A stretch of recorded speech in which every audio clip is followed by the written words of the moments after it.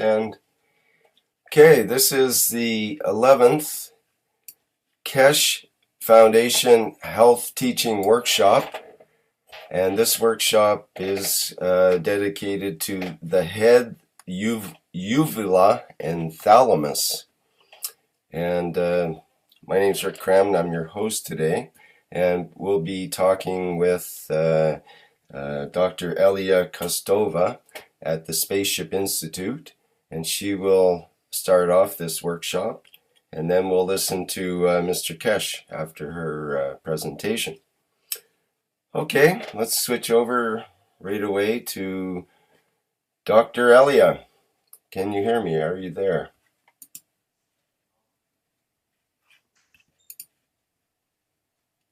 Hello, can you hear us? Yes, very well. Okay. Hello, everybody. It's me, Elia, from Spaceship Institute. Today, we started 11th Health Teaching Workshop. And the subject is the head and connection and relationship between uvula, this is small tongue, and thalamus. Okay, we started with first picture on slideshow.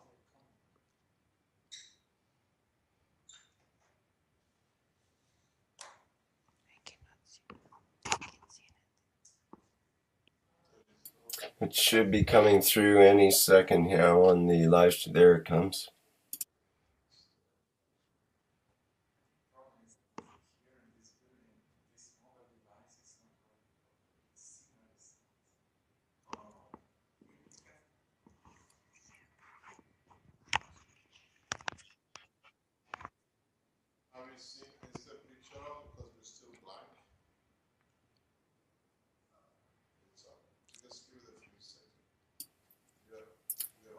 We're just trying to go through, just for the people on live stream, we're just trying to work out a couple of details here. So, if you have a picture, I will speak through my pictures because for us the live stream is not on, it's not downloading probably because of the net connection. Okay, we should be able to do that. So, the first slide is showing you 3D model of head. And what I want to show with this slide is that when we have modeling the head of human being, after making the skull and face bones, after that we have several entrances to the head. This is our eyes, our mouth, nose, and 2 ears. And actually the question is why we have all these enters to our head and what is the purpose of these enters. On that hole is placed the sensor organs. The sensor organs accept information from an environment and transmit information to our brain. Point is why we have that much sensor organs and all of them they are placed on our head is because the main data center is our brain, actually our thalamus, and all information from environments come through our sensors and starts to be transformed in specific fields in our brain. So it's regarding the difference between the sensor organs. Each of sensor organs accept different kind of fields from environment and in the specific way transform the information from that fields to the brain. Actually, our eyes accept part of the spectrum of information from environment and transform that information at images, and we have vision. Ears accept particular part of spectrum of information from environment and give us the sound. mouth accepts the information through food and air inside, and through the sensor organ tongue and different kind of receptor in mouth give information to the brain of the fields in food and in air and water. Nose accept the air and transform information from air to the brain. And actually, we need that much sensor organs because in the beginning was only one, what we call the third eye, how Mr. Cash said. But the third eye information from environment starts to be so much that actually the only one sensor organ is not able to accept and to transcript and transform information to the main receptor for us, what is the brain. And then the nature makes different sensor organs and separate all the spectrum of the information to different level of organs. So in that sense, each sensor organ accepts particular spectrum of fields from environment and transcript and transcend information to the brain. Then brain separates to different area, and each area starts to be connected with particular sensory organ. In that way, particular area of the brain starts to accept and reorganize the information from fields and to analyze and to send back the fields to physical part of the brain who controlling and the function of our body. Actually, because of that, we have that much sensitive organs. Then we go to the next slide.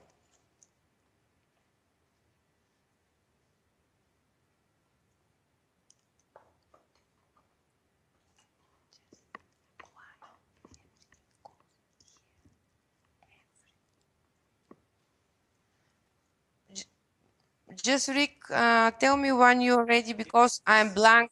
I cannot download anything. It's on now. Okay. I just not able to download any pictures from live stream. Sorry. Yeah. Okay. Thank you. So the next slide is your mouth. What you have actually in your mouth. And we have a tongue, we have a teeth, limbs, and 2 tonsils. And actually, uvula, what we call the small tongue, is this end of the soft palate. Uvula is this small tongue in English, and comparing with our tongue, they have the same shape. If you separate your mouth to the two halves, upper and lower, it is actually the place where cross line in the middle of your tonsils, and of to both sides, right and left, you have conjunction of the maxilla and mandibula. It is your upper and lower jaw. Where you have the conjunction with two joints, it is actually the separation between emotional and physical part of your body in the face area, and how Mr. Cash said, this is the outside point for your connection with emotional part of your brain. And if you follow that line, you see that uvula is sit exactly in the middle of the line between two joints, right and left conjunction between the lower and upper part of your joint. So uvula and tongue have the same nerve innervation. Several nerves come from brain and innervate the uvula and tongue in the same way. Could you please go to the next slide?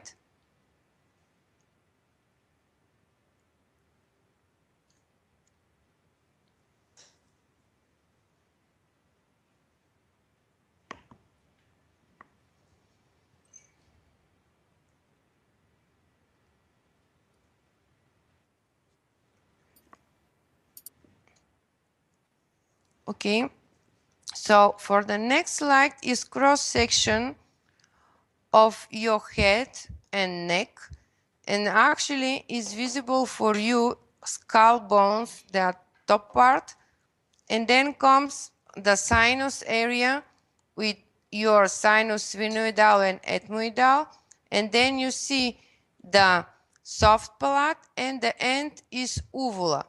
After uvula, you see is so the shape of your throat is actually like two kidneys, if you see that. But actually, this is the shape of your throat, and in front of the throat, your throat, how we call in Latin language pharynx, comes the larynx area, and then go down to the trachea. So I just wanted to show you how is really shape of your pharynx, and if you follow down and if you know the shape of your body in chest area and abdominal area, all that shapes like kidneys and particular repetitive model on the line. So you have this shape on your brain, the same shape have your thalamus, then the bigger picture of the same shape is your brain. Then if you go down, the same shape have your lungs, and then you go down, the same shape have your kidney, and then in abdominal area for women is ovaries, and for a man it is the testicles. This is the same shape. So keep in your mind that shape for workshop today, and for the next workshop I will remember you again, because it's important. Just all these shapes is on one line. Okay, then we go to the next slide.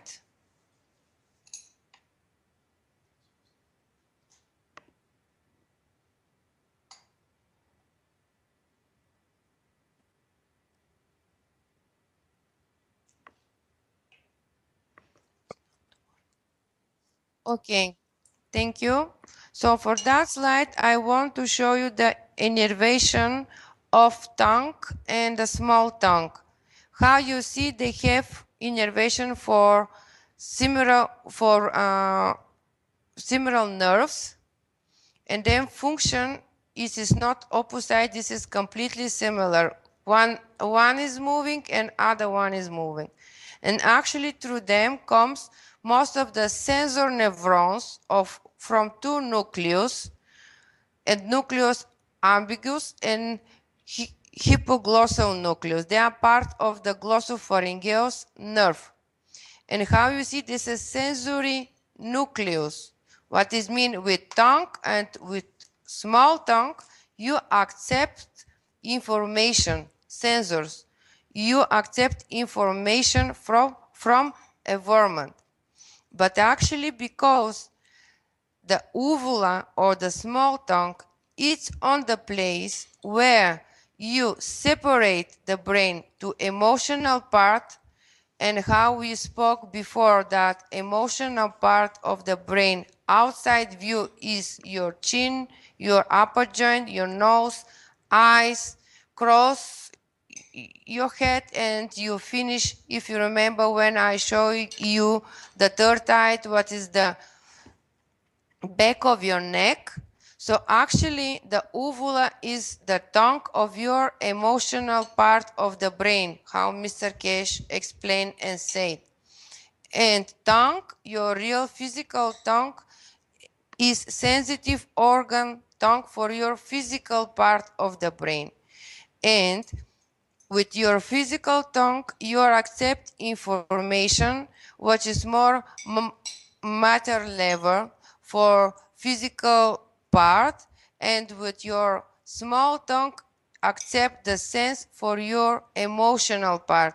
Actually, you have two sensor organs for test. For physical test is your physical tongue, and for emotional test is your small tongue. So the test of life from your emotion you take for with small tongue, and test of life for physical part you take with your physical tongue, what we call a tongue. Okay, and then when informations come in your mouth and your tongue accept it like physical matter and your small tongue accept like emotional matter, then impulse go to spinal cavity and to the spinal cord, go up and down to brain or to your body. So the next slide, please.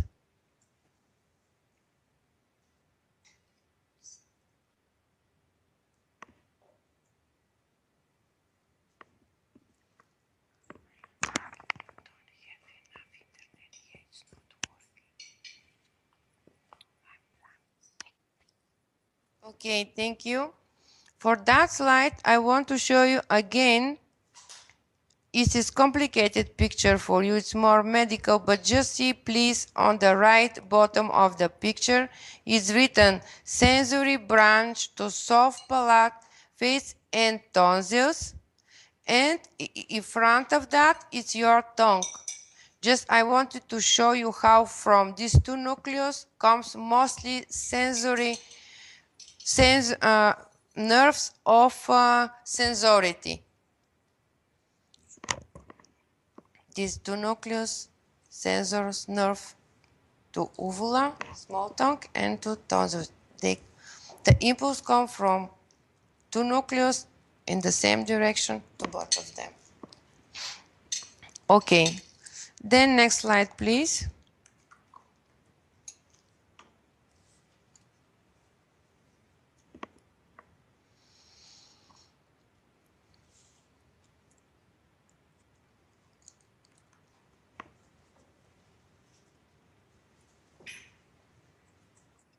Okay, thank you. With this slide, I want to show you what we speak about the joint and the conjunction between upper and lower. How you see on the left picture. So what we call in Latin language zygomatic bone is your skull. This is part of your upper joint, and then connect with the lower joint. This is your mandibula, and actually this joint, what we call articulatio maxillomandibularis in Latin language, it is your outer part where you are able to interact with emotional part of the brain, how Mr. Cash said. And actually, if you want to connect physical part and emotional part, you're supposed to apply the devices in that part of your face, because this is the outer part which is connection with two parts of your brain, emotional and physical. And when you go to the right side of slide, you see how in the same level is placed soft palate, and this is your uvula. So actually they're on the same level. And I will repeat again that small tongue is represent your emotional part of your brain. Actually, the small tongue, its outer view is a receptor organ for your thalamus in mouth.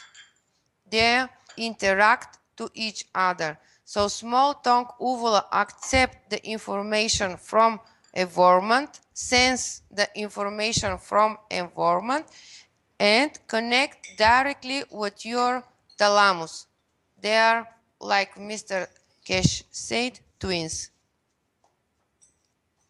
Okay, then the next slide, please.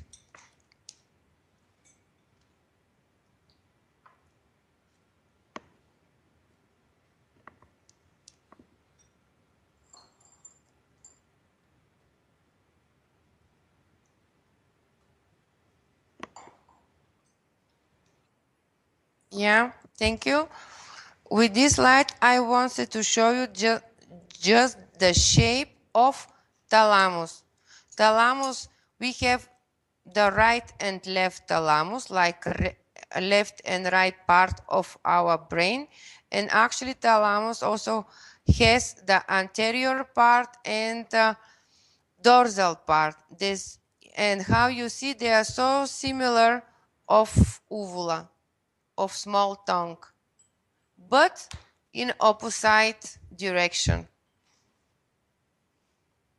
If you compare two pictures of small tongue and shape of your thalamus, then the right picture is it is again the shape of thalamus, hypothalamus, and olfactory bulb. Olfactory bulb is your sensors to your nose. Olfactory bulb is like extension of your brain and accept the sensors impulse from your nose. Okay, and actually you see here again the repetitive model of like kidney shape of your thalamus. How I told you before that. This is repetitive model on the line of through all your body. Then we go to the next slide, please.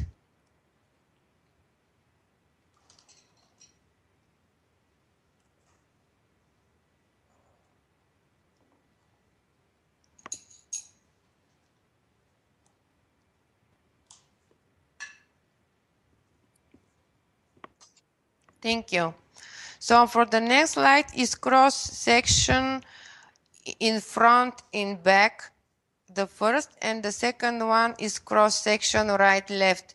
So how you see your tongue is on the middle, red one, muscle view, and on top of your tongue is like one small red spot is uvula. And actually, if you measure the distance between the number 2, what is your thalamus area in the brain, is written number 2. So this is the left part of your brain. The right part have again number 2, but it's not written. And if you connect these two numbers 2 with the middle of your upper joint, what is the red spot is actually your uvula. It is completely perfect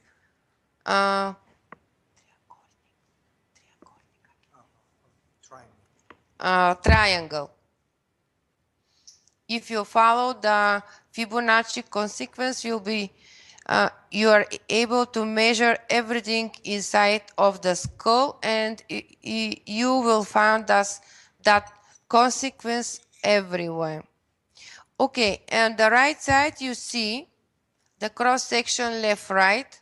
Your thalamus is number 8 in the middle of your brain. So if you just connect thalamus with uvula, uvula is extension of letter H. And then on the same level is your conjunction between the upper and lower joint. Actually, thalamus, pituitary gland, uvula, and conjunction between both joints, they are on the line.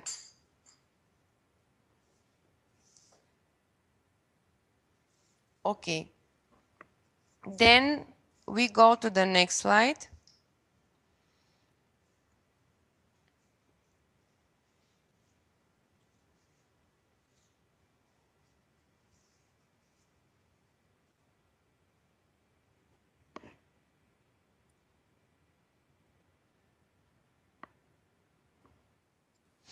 Okay, thank you. That slide, I just want to show you that uvula have different kind of shapes.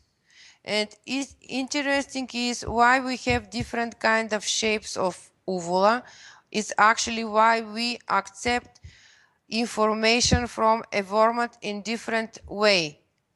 And how you see from the beginning, it is uvula which is most positioning on the left side of your mouth. Then in the middle we have uvula which is so long, and then we have uvula which is so short, and then uvula which is so thick, and then we have double corny uvula with different shapes of these two corn. In the middle of the double corny uvula, you may see the uvula with cancer. So why we have the cancer in our emotional part?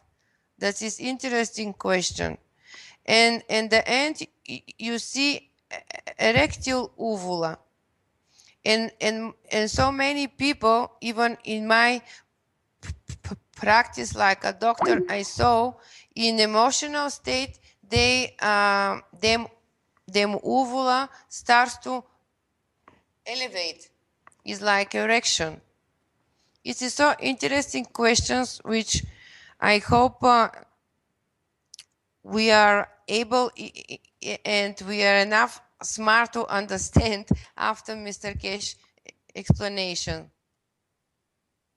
Okay, it is for my part for anatomy. If you have some questions for me, if not, we are following with the explanation of Mr. Kesh.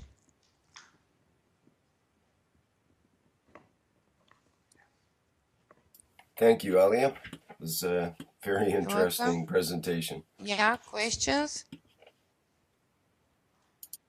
Can If the someone size have, of the uvula change? yeah, changes.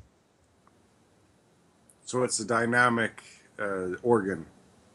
Yeah, it's dynamic organ and so sensitive actually. Yeah, so for example, when I sleep in certain positions, I snore, but when I wake up, I have my uvula is very, I can feel it against my tongue, so it's expanded. That's probably And due to also, the interaction of the snoring, but I just wanted to see if it was a dynamic. so Mr. Kesh said to answer to yourself where you been in your dreams. It's because of your dreams you have changing of shape of uvula. This is the question to you from Mr. Kesh, just to remember where you been in your dreams. Okay, I'll have Yeah, to make note of that because I don't my yeah. It is dreams. because emotional sensor organ, so it's react of your emotions actually. Do you understand? So it reacts to your emotional state. Yes. And Some as other when questions? dreaming, so as when we're dreaming, we could have a way different emotional state than we are when we're awake. So that could Yeah. change. Okay. Yeah, of course. Dreams just We're piece of sleeping your only life. with our physical body. Our emotional body is not sleeping actually. Just 1 second. Sorry about this, I come in. You got to realize that dream is, sleep is for physical part. Emotionally, when you're physically at rest or you create less information, does not go to sleep. The physical sleep is the habit of the physicality. So what happens when you go to sleep? Your emotional part still sends information to your physical part. You understand this clearly better when, for example, in your dream, somebody is trying to strangle you. In strangling you, you want to breathe. The physicality is, even though there is nobody actually touching your throat, you grasp for air. you wake up with a panic exactly as it happens in reality. Because you receive the information from the emotion exactly as is, and the physical part, even though it has no access to it, receives the behavior information in plasmatic form. So you get up, you still are in the state of fear, but in fact there is no reality. So maybe we can understand how our emotions are connected to our physical part. We sleep and we expect nothing, and we think just because the eyes don't hear, or we shut the curtains down and we lower the receptory levels of the ears, we have finished, there is nothing there. The soul of the man never sleeps. And because the soul cannot sleep, the emotional part is always active. Is always in the process of receiving. But when you go to sleep and you have not, so you have not understood the problems of the day or the problems of the life, you tend to let the physical part to sort and do its problem, to solve the problem which you could not sort out emotionally. When you don't speak your emotion to the person who has given it to you, you try in a way to speak through your tongue in your sleep, which uses your ovella. There is an old say, it says, I laugh for you not to see my fears or my problems. The face is the laugh, but the problem sits in the back, which is the emotion.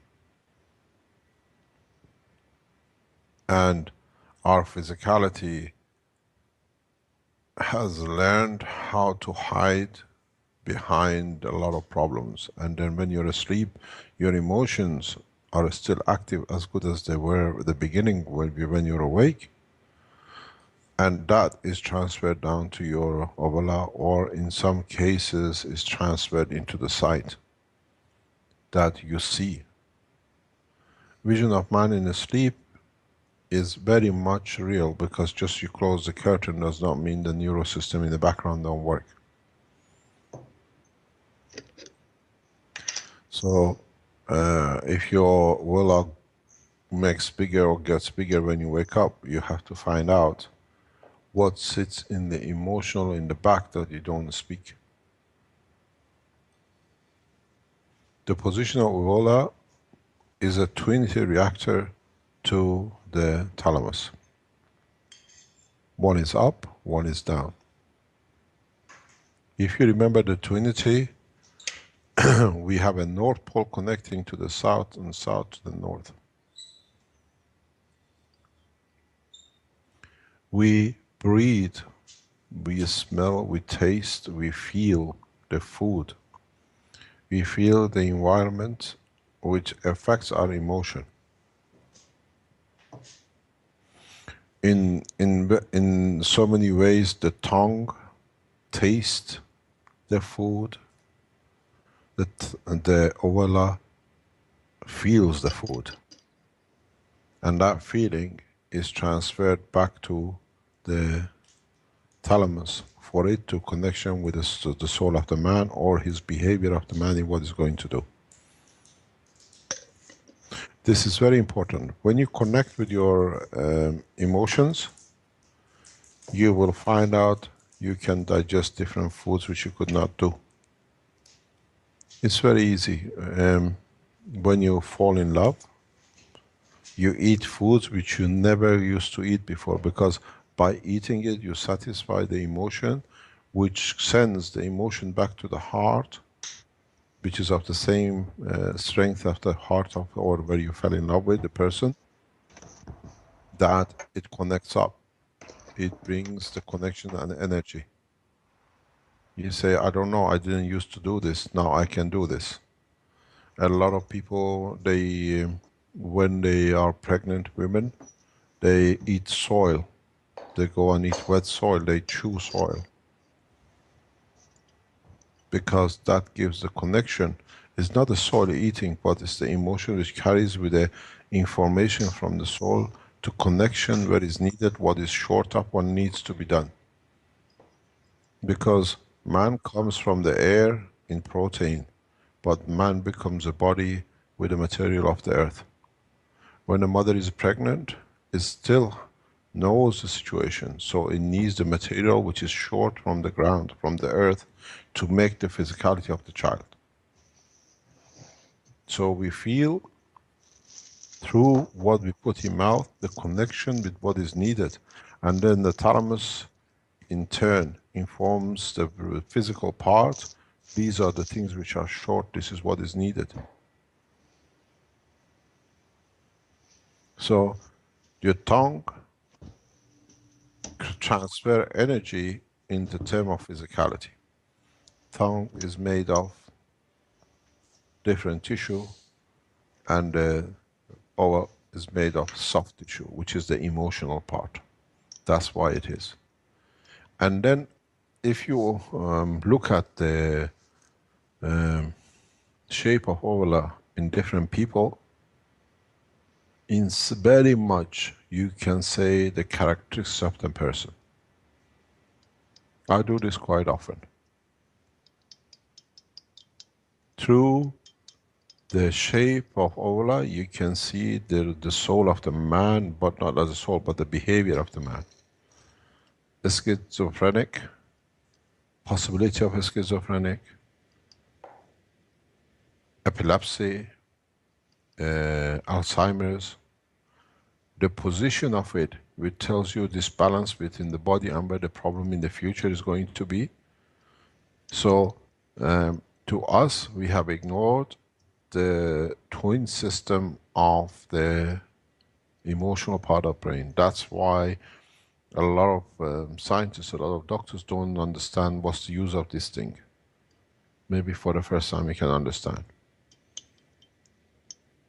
If you look into the size of the organ, or what I call it, it is actually a twin star of the thalamus. It tells you how much you can trust a person. If you look in the throat of a lot of people with epilepsy, you'll find out that they have a very, very long oval. The ovula in the people who have uncertainty and are trying to find their position, the structure in the social life, you hear them go like this, like a clicking. It's just waking up. Where am I? What's my position? Where do I feel? How do I feel? I don't feel comfortable. Then sucking on the ovula happens with a lot of people who have epilepsy.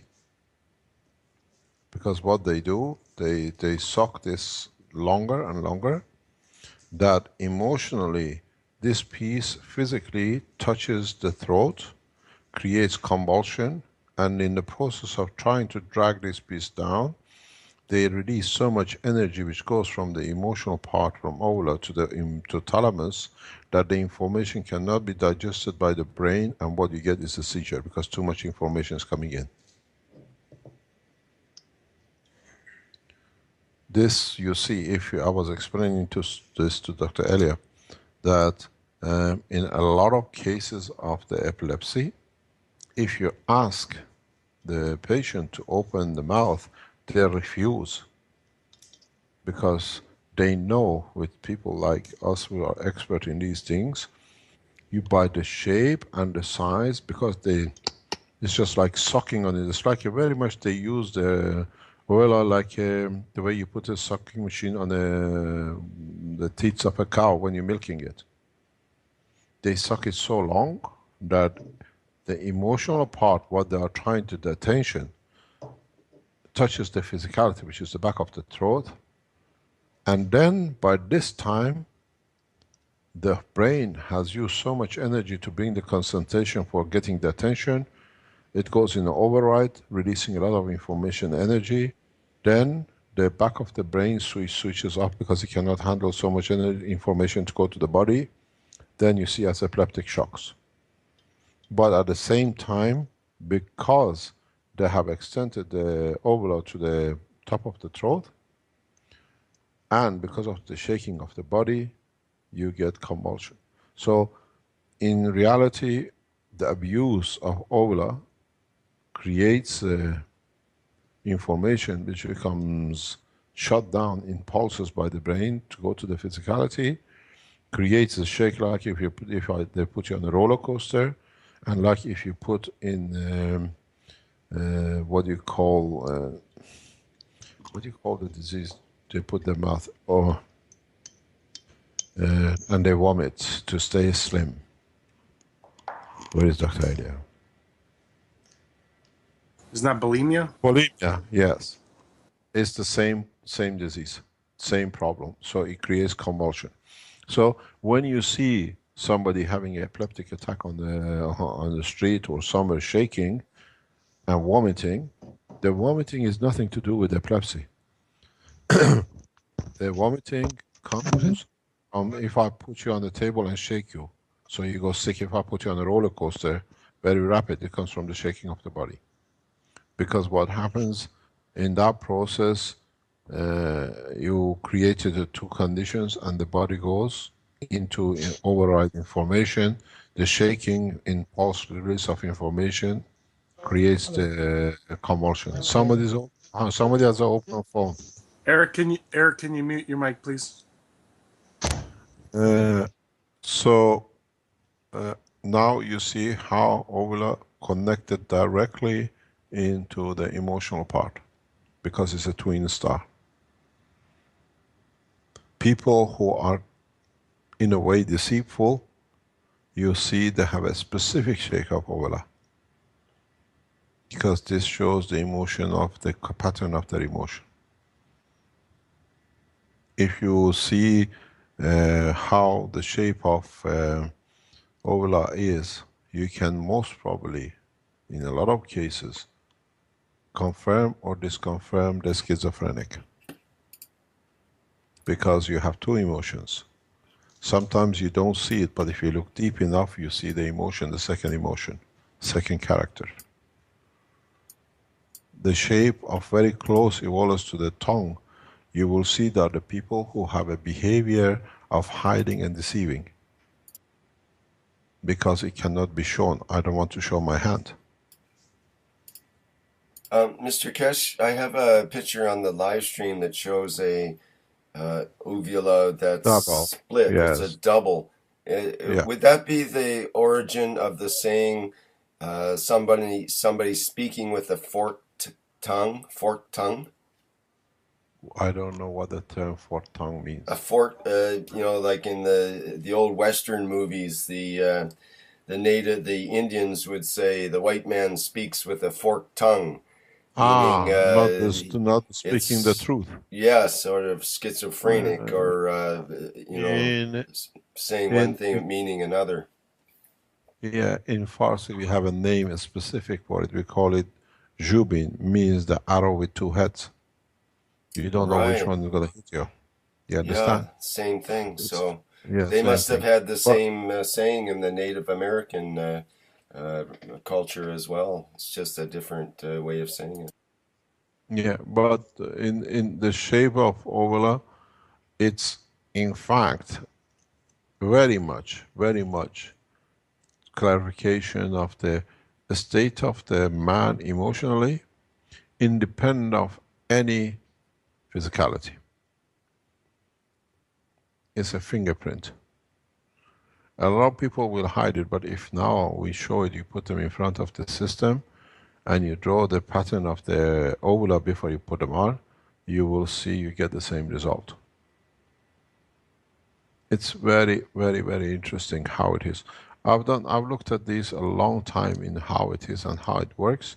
And for example, I was explaining to Dr. Elia, when you have epileptic people which use this process, if you ask them to open their mouth, they just open enough that you can see just the tip of the tongue. And you have asked them to open it harder, open it wider, you want to have a look, they just open up with torture as they cannot, they're shouting and talking and trying to defend themselves. The next minute you ask them to open up their mouth, because they know you're going to look at the ovula and you know how they are triggering it, you literally have to use a spoon to get in. It's a fight.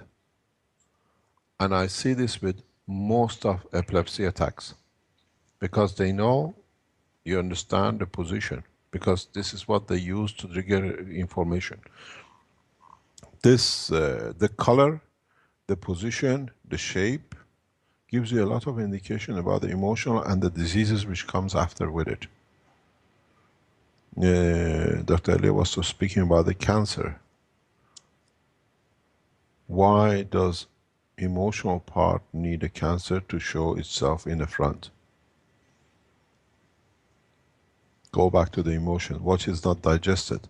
What has been forced, which is rejected by emotion? In so many ways, psychological state of the man is written on his ovula. And if you do a fingerprint, draw a system like, very much like, let's say, a schizophrenic, or draw the picture of a person with fibromyalgia before you start the process, and then draw it afterwards when you finish the process, it will give you a very good indication where you are and what the emotional condition has been. So maybe as we spoke with the heart to be in 4 chambers, or we spoke with the lung with 2 pieces, now with this Ebola, not Ebola, Ebola, we show how the brain has chosen the 2 parts. Internally not to be shown, externally to be seen. And there are a lot of discussions in how it happens, how come it can feel, is because even when you put a sugar in your mouth, or you put a nut in your mouth which is solid, it carries information which is magnetic gravitational. So it is received, it tells you how you feel, what memory it brings back. A lot of times you put something in your mouth and you just, I remember this I had in such and such a country. Because the feel is not the taste, the emotion of it touches it, and it receives by the emotional part, and it comes the recognition.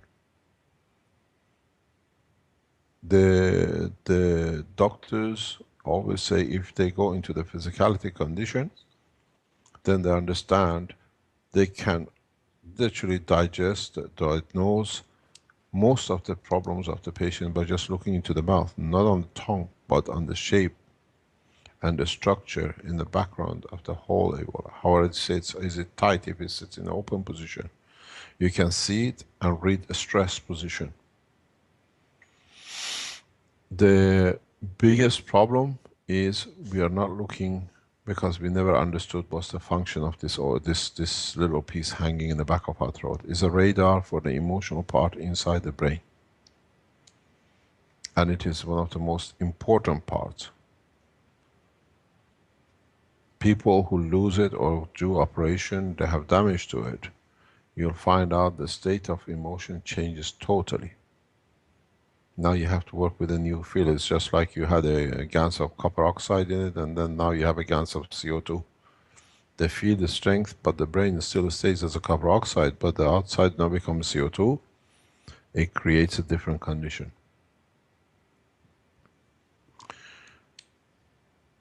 Now, any questions?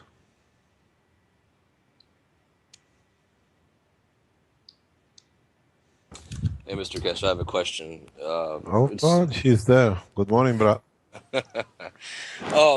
When you're Do you ever go to sleep? I sleep only a couple hours, maybe. That's it. Maybe 3 or 4. Yeah, check your ovula, see why. Anyways, when you're laying down and sleeping and the spine's decompressed, and then all of a sudden you get a jerking motion and the spine compresses back and you wake up, what's going on there? That's your neurosystem. Speak with your muscles. Nothing to do with that. Okay. I had some other questions, but I forgot. Or if I remember, Well, I'll that's ask. okay. Any other questions? Okay, yeah, I remember now. The people talk about the Kundalini, where it goes from your tailbone up through your body. We Is are it? talking about the other end of the body. We talk about what we talk today. Okay. Oh yeah, okay. Because it takes you somewhere else. We are in the North Pole. South Pole is very far away. All right. Mr. Kesh, I'm still trying to get. This is all a new concept to me, and it's all quite amazing. I'm still trying to get a grasp on what the uvula, how it senses. Does it work by sensing the temperature? Does it work by? Does it have No, any it's just by the receptors for feel. taste? There's no taste receptors, right? Like in the tongue, it's a different um, um, Uh, type of sensors. It's got a nervous, obviously it's got nerves and so on. So I don't know what is what going. does it sense? What does it sense? You say it's It linked to receives feeling. everything has a feeling. Even a stone you touch has a feeling. When you put a food in your mouth, has a physical. In a way, if I explain to you, you understand. A matter you touch, then you have an atmosphere of the matter you feel. One is physicality of it, and one is what it leaves as a fingerprint, as an emotion that you detect. It's very important to understand the difference. In a time, coming time will show how it can be used for assessing and judging people for the jobs they are employed for, because you cannot change it and go into an interview. You cannot come and become a pilot when you actually fear of flight, but you need a job to eat food. People will have cosmetic surgery on their uvula then to change it, perhaps. Oh yeah, very very Scary. nice one. Yeah, but then you ask them, have you had an operation? Yes.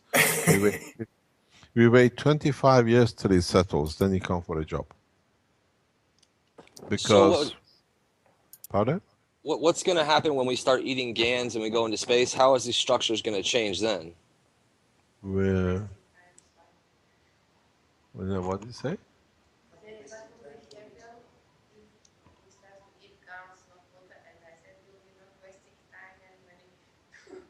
Oh, she says we will not be wasting time. You still carry the same kind of emotions, they still carry the same kind of information. Then you take what is needed, that is stability. A lot of psychosomatic, a lot of psychological diseases come because of uncertainty. And the uncertainty comes in not trusting what we receive.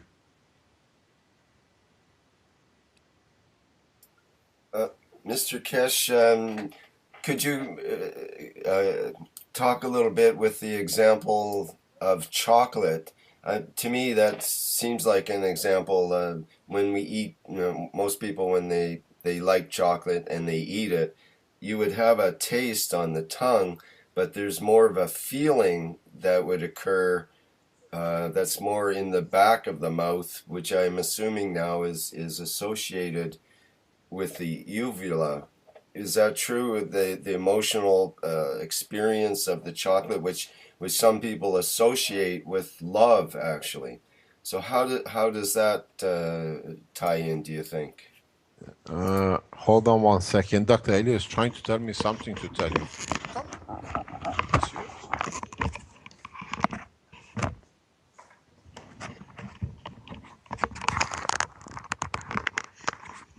Hello. So when you eat chocolate, actually you increase the level of serotonin and endorphins directly from hypothalamus, and because of that you feel the joy and happiness like when you fall in love. Because when you fall in love, It's the same chemical reaction. And increasing of endorphins is so simple. Everything what is able to trigger your hypothalamus with frequency or some kind of test which is triggering your part of the brain which is situated in origin the hormone serotonin and endorphins give you the same feeling. Do you understand? So it is Yes, that physical. makes sense. Yeah, okay. So So, instead of falling in love, you eat chocolate, right? yeah. And also when you are under stress, you need more chocolate. I got next question. Is it the salt sensitivity coming from the uvula too? Can you say again? Is it the salt sensitivity coming from there too? South When is you, authority. No, all the tests what you have, like physical tests, they're situated in your physical tongue. And the south receptor of the tongue, they are on the sides of your tongue. Right and left, they're situated, we call in Latin language, papilla. And this papilla, they're situated and right and left of your tongue for south. And for sweetness is actually the tip of the tongue, and when you have a picture, I'm sorry, I didn't show you, but actually on your physical tongue you are able to represent all your internal organs, all your body. And the side of the tongue is the place of your lung, the tip of the tongue is place of your heart, in the middle, it's your intestine, stomach, all digestive system. And the root of the tongue is actually part of your pelvic area, reproductive system. And also, different kind of test is represented of different papilla. Is a sensors of different tests, and they are in different part of your tongue. So in the part right, left, like on H is south, where is your lungs, on top, on the tip of the tongue is your heart, and this is the says for sweet, and the root of your tongue is, how is in English, south, like vinegar?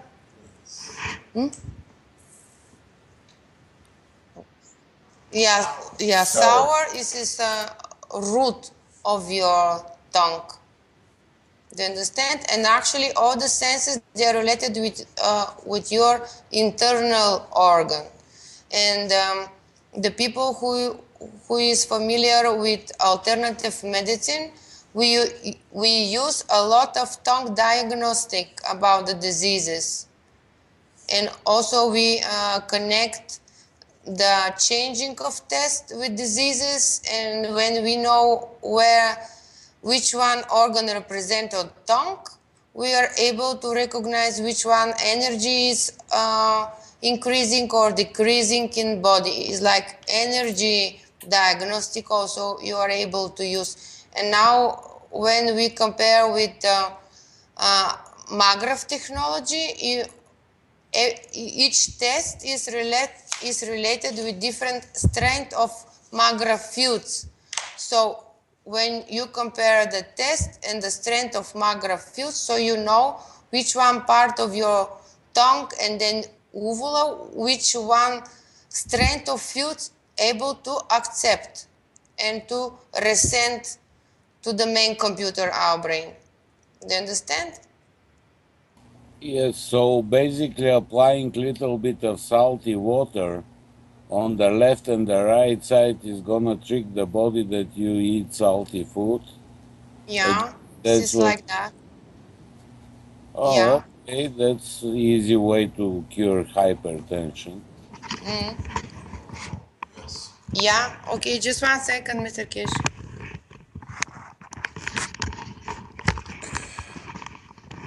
What you call hypertension, what we call blood pressure, high blood pressure in Europe is can be done. What you do, you can allow to understand why you're holding salt or why you have the high blood pressure. This is due to the fact the way our organs was built from the beginning of the time, how the protein came together. The proteins, the first call, if you look at your GAN systems where you make the CO2 and you make a protein on top, is connected to the salt. The left part of the tongue operates the right side of the brain and vice versa with the other side. So why we have sensory for salt on our tongue in two halves is because the body has two-part operation in the brain and two-part physicality, and each one has to receive according to what it needs, amount of salt and what it needs to digest in the stomach when it arrives there. So the process of the salt has got to do with the structure of the physical part of the brain. In one of the things which you will understand very clearly why, for example, I was explaining this past couple of days here, is that if you go and buy an ice cream, or in some of the chocolates, you read as additive sodium, or they put salt. Why do you put salt in ice cream? Or why do you put salt in a chocolate? The reason is you taste the sweetness, and by the time you taste the salt, which to you is nothing there but is hidden very deeply inside your food, it enhances the separation of the two fields between salt and sweet. But because the sugar is more of this, they don't need to use sweetener. You get addicted to the gap between the two. This is why you're addicted to certain chocolates, why you're addicted to certain brand of ice cream, or that kind of matters. Because the salt, and depends which side is touched first. Let's say it goes to -2. With the sugar you are +4, so now the gap is 6. But if they just add sugar, it's only from 0 to 4. Doesn't have that impact. And then your body understands that it prefers 6 to 4. And this item, this brand, this ice cream gives me the 6, so you get addicted to the food. That's one of the reasons they use salt as a psychological pathway for you to be addicted, because it creates a new reference point in respect to what psychologically to you is something you didn't have before. In what you wanted to satisfy. A lot of food we eat satisfies and explains the status we want to be in, because of what is received by thalamus and what is received by the little piece which is hanging in the back of your throat. Because what happens, we associate food with culture, with wealth. And a lot of people who understand this process use food to indicate in what society they live, even they go vomiting afterwards. So you see people who in their life could not even reach caviar. When they come to a little bit of money, even the caviar makes them sick. They want to claim a status.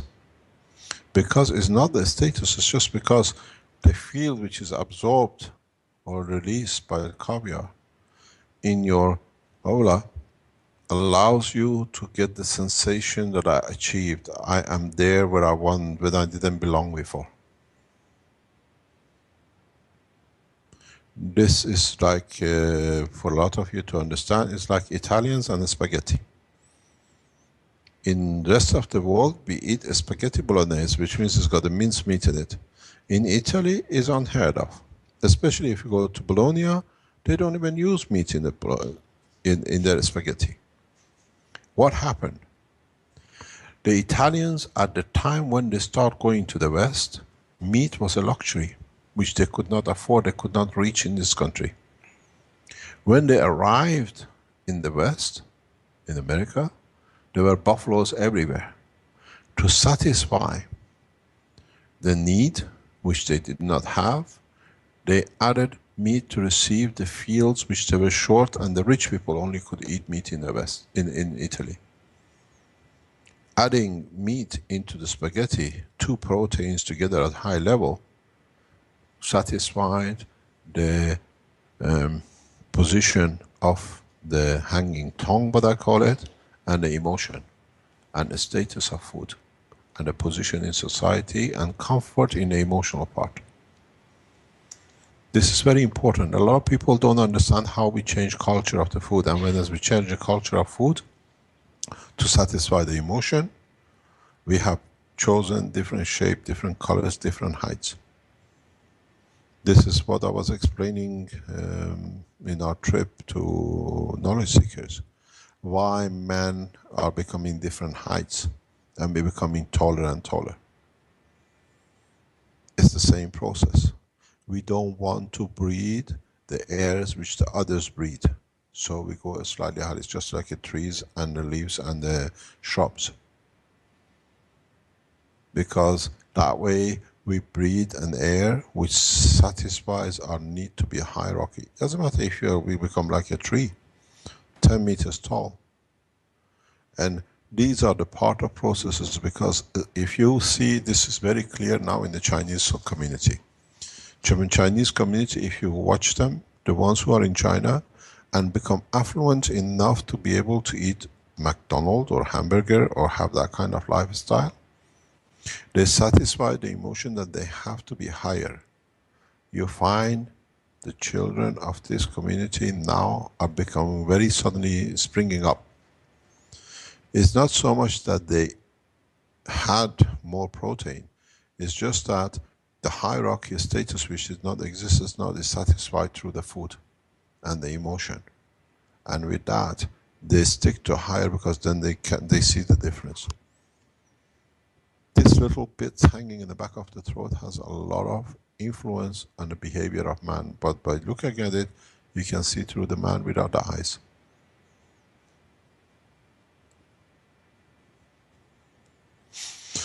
Any other question?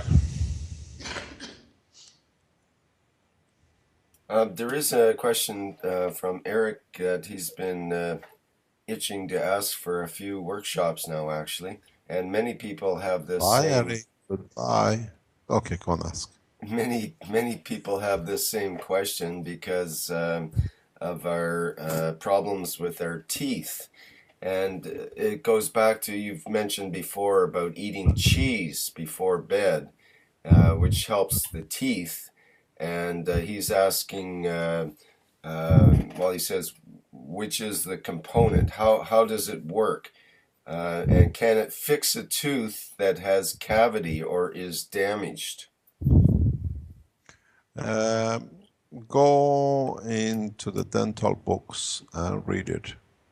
In some cases, depending on the texture and the material which the tooth is made of, it just changes an enzyme in the mouth. Yeah, Elias says it's pH, but it's actually it changes the. You got to look at what is released, and the reason we release this liquid, which allows us to neutralize it with the cheese. There has been something I wanted to say for a long time for the parents, and I keep on forgetting every Friday when I come here. No, the cheese is the chemicals in cheese is neutralizes the enzymes which causes the decay of the tooth, or allows the sugar to develop or to be used to create atomic hydrogen on the skin that it can open up.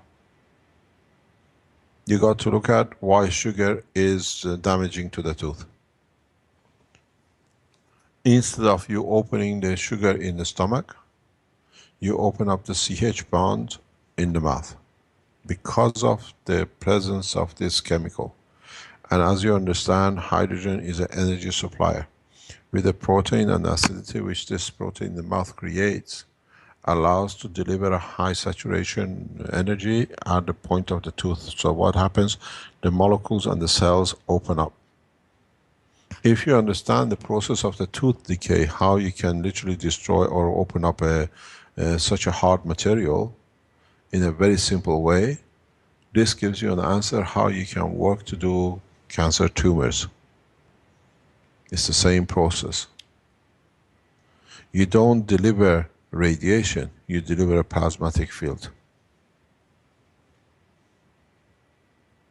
And that's why the tooth opens up and you call it a decay. So with the cheese, you reduce the possibility of the sugar to stay around to be able to deliver energy and cause what you call a decay, but in fact is delivering high energy. It's exactly, you take sugar to release its energy as a plasmatic into your stomach to receive it very quickly. Now this energy is released at the level with the structure of the tooth. And the enzyme which works in the stomach now is in your mouth and does the same thing, creates the condition. Shouldn't the uvula be able to sort of figure that out, or to... Are we eating the sugar to satisfy the uvula? No, we're eating sugar to satisfy the energy need of psychological part through the stomach. A lot of people with the schizophrenic, because they have to support one real body and one imaginary body, use a lot of sugar because brain uses too much to operate. That's why you see people with psychological diseases, problems, especially schizophrenic, are high consumers of fast drinks like Coca-Cola. Because it's instant sugar which satisfies the two partners in the same body. As I always say, schizophrenic is not a disease, it's understanding of the presence of two entities with two souls in one body. As we see the twins, we know two bodies, but unfortunately, in that case, it's the same. So you can even, it has been tested with a lot of schizophrenic, there is a problem with one food, they love certain kind of food, before the appearance of the second character, and afterwards, because they rejected the person you know, because this is now something the other one likes. I have to be separate, so you refuse it, because it creates a different emotion inside the body of the man.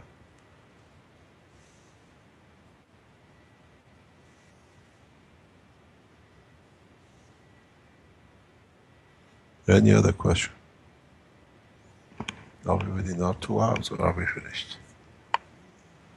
Still got time. Yeah, we're at about an hour and 15 minutes, or an hour and a half altogether, with a bit of a late start. Okay, there is something, if there is no question, there is something we have to bring up today, because now is in public. It's better to be heard at the foundation teachings than outside. We have to inform you, unfortunately, with a lot of sadness and a lot of regret, that as you know, we said that I was poisoned. There were people who wrote, why is he talking about poison? These are the people who are the supporters of the gentleman who was poisoning us. The papers which were used, because I write and that's what it was, laced with poison, have been tested by independent laboratory in the country. And we received the results today, and Rick is in a position of it, is in possession of the papers. The papers which has been in front of Mr. John Skelton shows 34 times more than legal limit arsenic. Documents have been passed on to the federal police, Interpol, and inquiries for attempted murder has started. The water content shows 1.9 nanogram, legal limit is 10. The clothing washed to show the amount of arsenic shows 2.2. 10 is the limit. Arsenic, 340. So we have to inform you, and the documents are there, laboratory reports are available, as we saw the poisoning before. The papers, and we have to say, since the day when my wife was poisoned, we have not seen Mr. John Skelton in the premises of the Keshe Foundation or any contact with the foundation.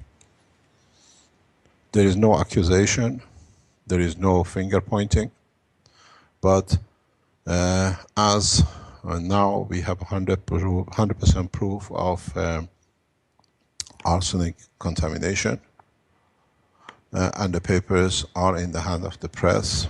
We have released it for the purpose, for reasons known. The murder inquiries, attempted murder inquiries with the federal police and the Interpolice has started officially. So the documents of the lab report are available, and the people who have been the supporters of each other have started trying to saying, do not talk about poisoning, we are fed up with it, because these were to be benefited by the behavior and activities most probably.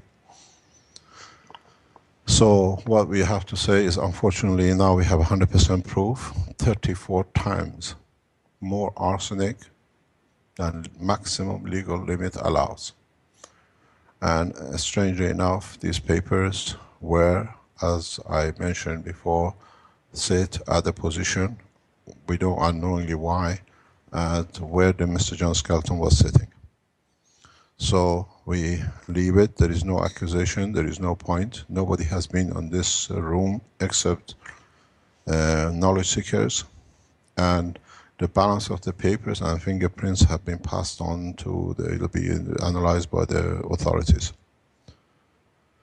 It is rather unfortunate that with this position, if proven, the warrant for arrest of Mr. Hans Brackenier, officer of the Belgian police, Mr. Delannoy, and the present and the past King of Belgium will be issued as a group attempting to murder a family as a whole.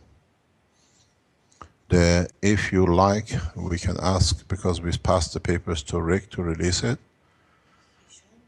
It's already been released and you can see it. So if anything happens to Mr. John Skelton, to Mr. Hans Brackenier, to the police officer of Kortrijk area of the Belgium, these are all pre-planned. Investigation has been passed on to the Iranian ambassador embassy in Iran and in Tehran. As an Iranian citizen, we have requested a cover by the Iranian government in attempted murder of a scientist and his family.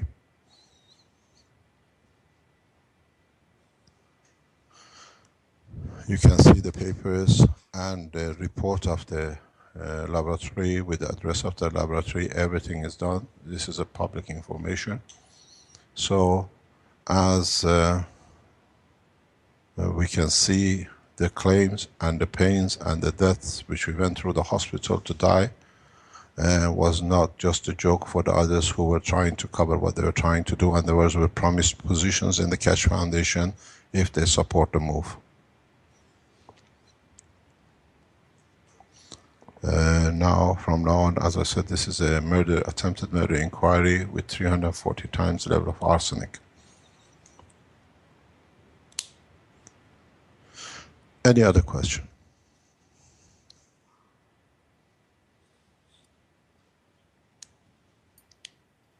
Quick one, was it John living separate from the other guys? We do not say anything. Please Because do not go into it. if maybe their apartment was contaminated, that This is a murder inquiry, attempted murder inquiry, which is in the hand of the Interpol. The Iranian Forensic Department will move in and everything will be done on official levels. Because they can create as a pack when there is nothing, no fingerprints anywhere. We don't explain, we don't accuse anybody, but this is exactly where Caroline touched the papers, because each one had a more or less always sat in the same position. And so we now have a full proof of attempted murder by poisoning, we said, and as I said this morning when I received the report, I thanked Dr. Elia for her insight and diagnosing it so rapidly, where the other doctors, they thought it's a joke. Now we see 100% what a capable and competent doctor is within our team. Now we will look for Donabella in how it's been brought in, because Caroline and Marco show the signs of Donabella poisoning. Now the inquiry started with the rest of it. There are other poisoning which is sitting in the house we are aware of, and then that's in the hand of what is got to be done. So we close this case now, which is going to be a murder inquiry, attempted murder inquiry by whoever they are, and then the rest is for the warrants to be issued and whether it's gone on illegally. Any other question? The Donatella, that's nightshade poisoning, is it not? Yes, it is. It's diagnosed by Dr. Elia to be given to Caroline as well. What has happened, this is what I tell you in regarding the thalamus. This is what I've been teaching you about thyroid and parathyroid gland. What my body has done due to the process has converted one atom, one elementary element to another. In your body, parathyroid glands transfer, for example, phosphor to calcium when it's needed. But having in a condition of not wanting to die or not being at the time to be accepting it, the parathyroid glands have converted the arsenic to the material which can be stored in the body, and that's why the initial poisoning, what you call it, high metal poisoning, which came from the laboratory in Germany, which was done independently from the foundation, confirms the high levels of the materials which are not supposed to be there. Somebody said because you touch batteries there is high level of zinc. These are the terrorist people who want to talk that way, because Dr. Elia can say it's so low. There's actually negative zinc. Yeah, she confirms it because she received the report. So what has happened, the process of conversion by the body has been to convert the arsenic into heavy metals, not to damage, to cause the death. So now we understand the process, we understand where we are, and this process has to stop. I have requested, and we request again, for the European Space Agency to suspend Mr. Hans Brackenier from the position till murder inquiries was completed. Because a number of other scientists around Europe are in the same position to be murdered by him and his organization. He should not be sitting at the head of the European management, European Space Agency management. I received a direct threat to be murdered by him now through his organization, and Belgian government has been delivered. Now we have the proof. This was the fourth attempted murder by Mr. Hans Brackenier as a managing director, as one of the management team of the European Space Agency, and now it has to come to an end. How many more scientists have to be murdered by one man because he needs what he needs to get? We have to tell you, as you know, Mr. John Skeleton has told us that he knows, trying to tell us what's going to happen to us, that he knows other scientists in Belgium being pulled on the side road of the motorway and been shot in the head. So, and he could not bring the person who was done do. Then we asked him, go back on the teachings of the past. Yeah, and himself confirmed to the other students in the institute that of his activities in Africa, why he was kicked out of the institute or whatever for terrorist activities. We have not seen him from his sudden departure with no excuse from the institute. So these are the inquiries he has to declare to the Interpol, the Iranian government's officials, and the Italian police.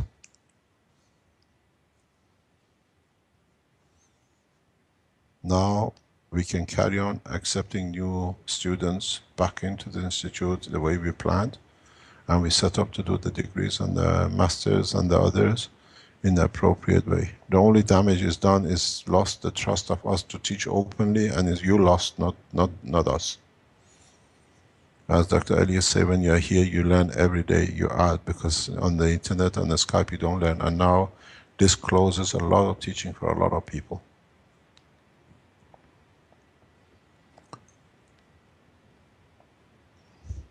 I go back into something we received in regarding American military.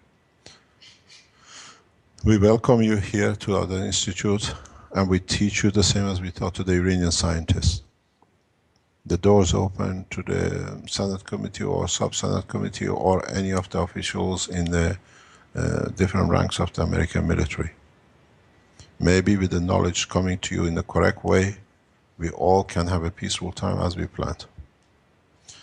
There is something which is important. Today I brought it up because of what happened in the teachings of yesterday, in what Vince showed us. If you've been on the live stream in the past week, we started the system at 12 kilo.4, which is 12 kilogram 400. At this moment we passed 14 kilogram 80. So we have gained 1,680 grams. I explained to the scientists today, to knowledge seekers, because they start teaching from here from first day, explaining things as we receive more people for distribution and spreading the knowledge.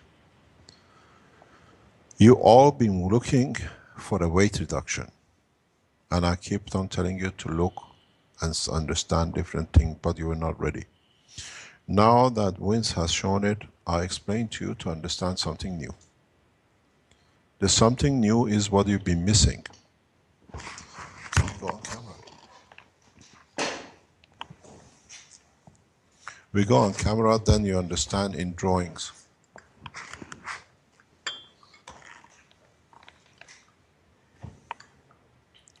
We got the Skype, we see it. I don't have any picture here yet. Yeah, we're trying to go back on camera. Okay. Just give us time. It's opening up. You see the paper?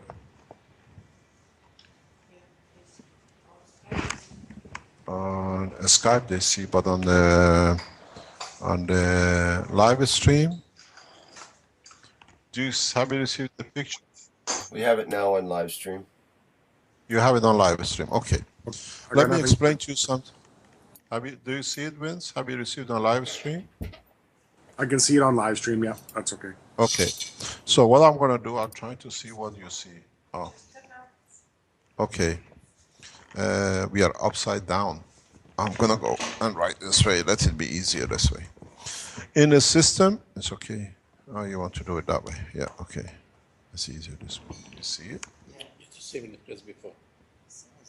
No, it's the other way around because it was back to front. What you have had, I'm gonna do it this way. I see what I show. Okay, no problem. I will tell you who's here. You hear a new voice in the background here. And then we tell you who is with us today and who's been in the foundation in the past couple of days. In the system which we have shown up to now, we have a table and we have a hanging basket with a scale showing 14.2 kilogram. In this process, in past weeks, in past 3 or 4 weeks or 5 weeks, as we started from 11.16 to 10.5 and back to 13, we always looked at change of the mass.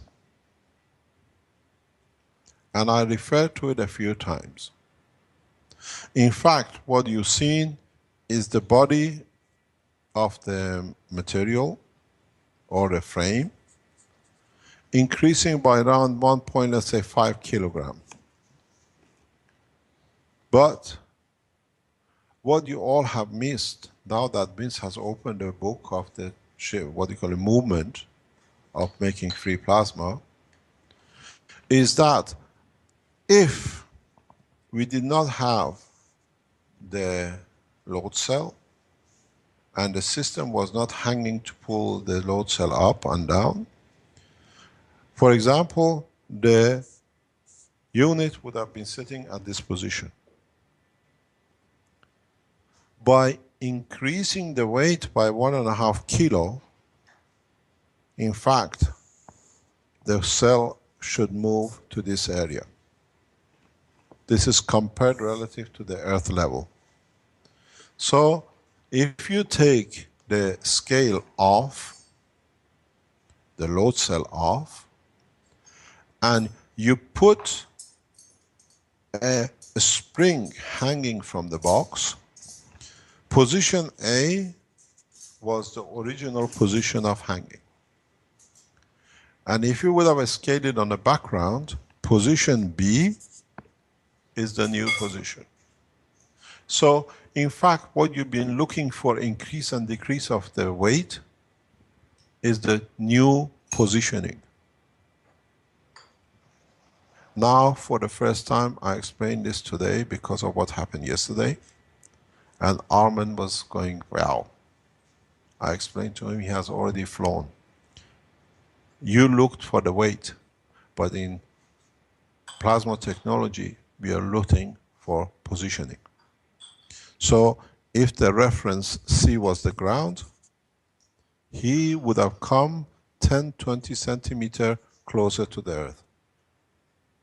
This is what now you understand flight position.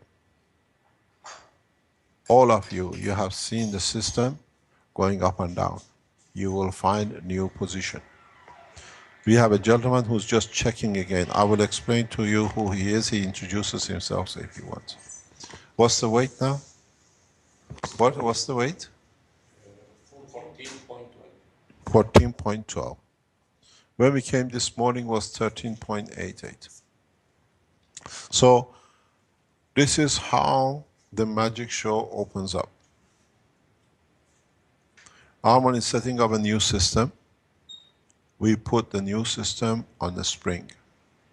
And then you see how the position changes. You go further or closer by the weight you create. So, in so many ways, the space technology is open.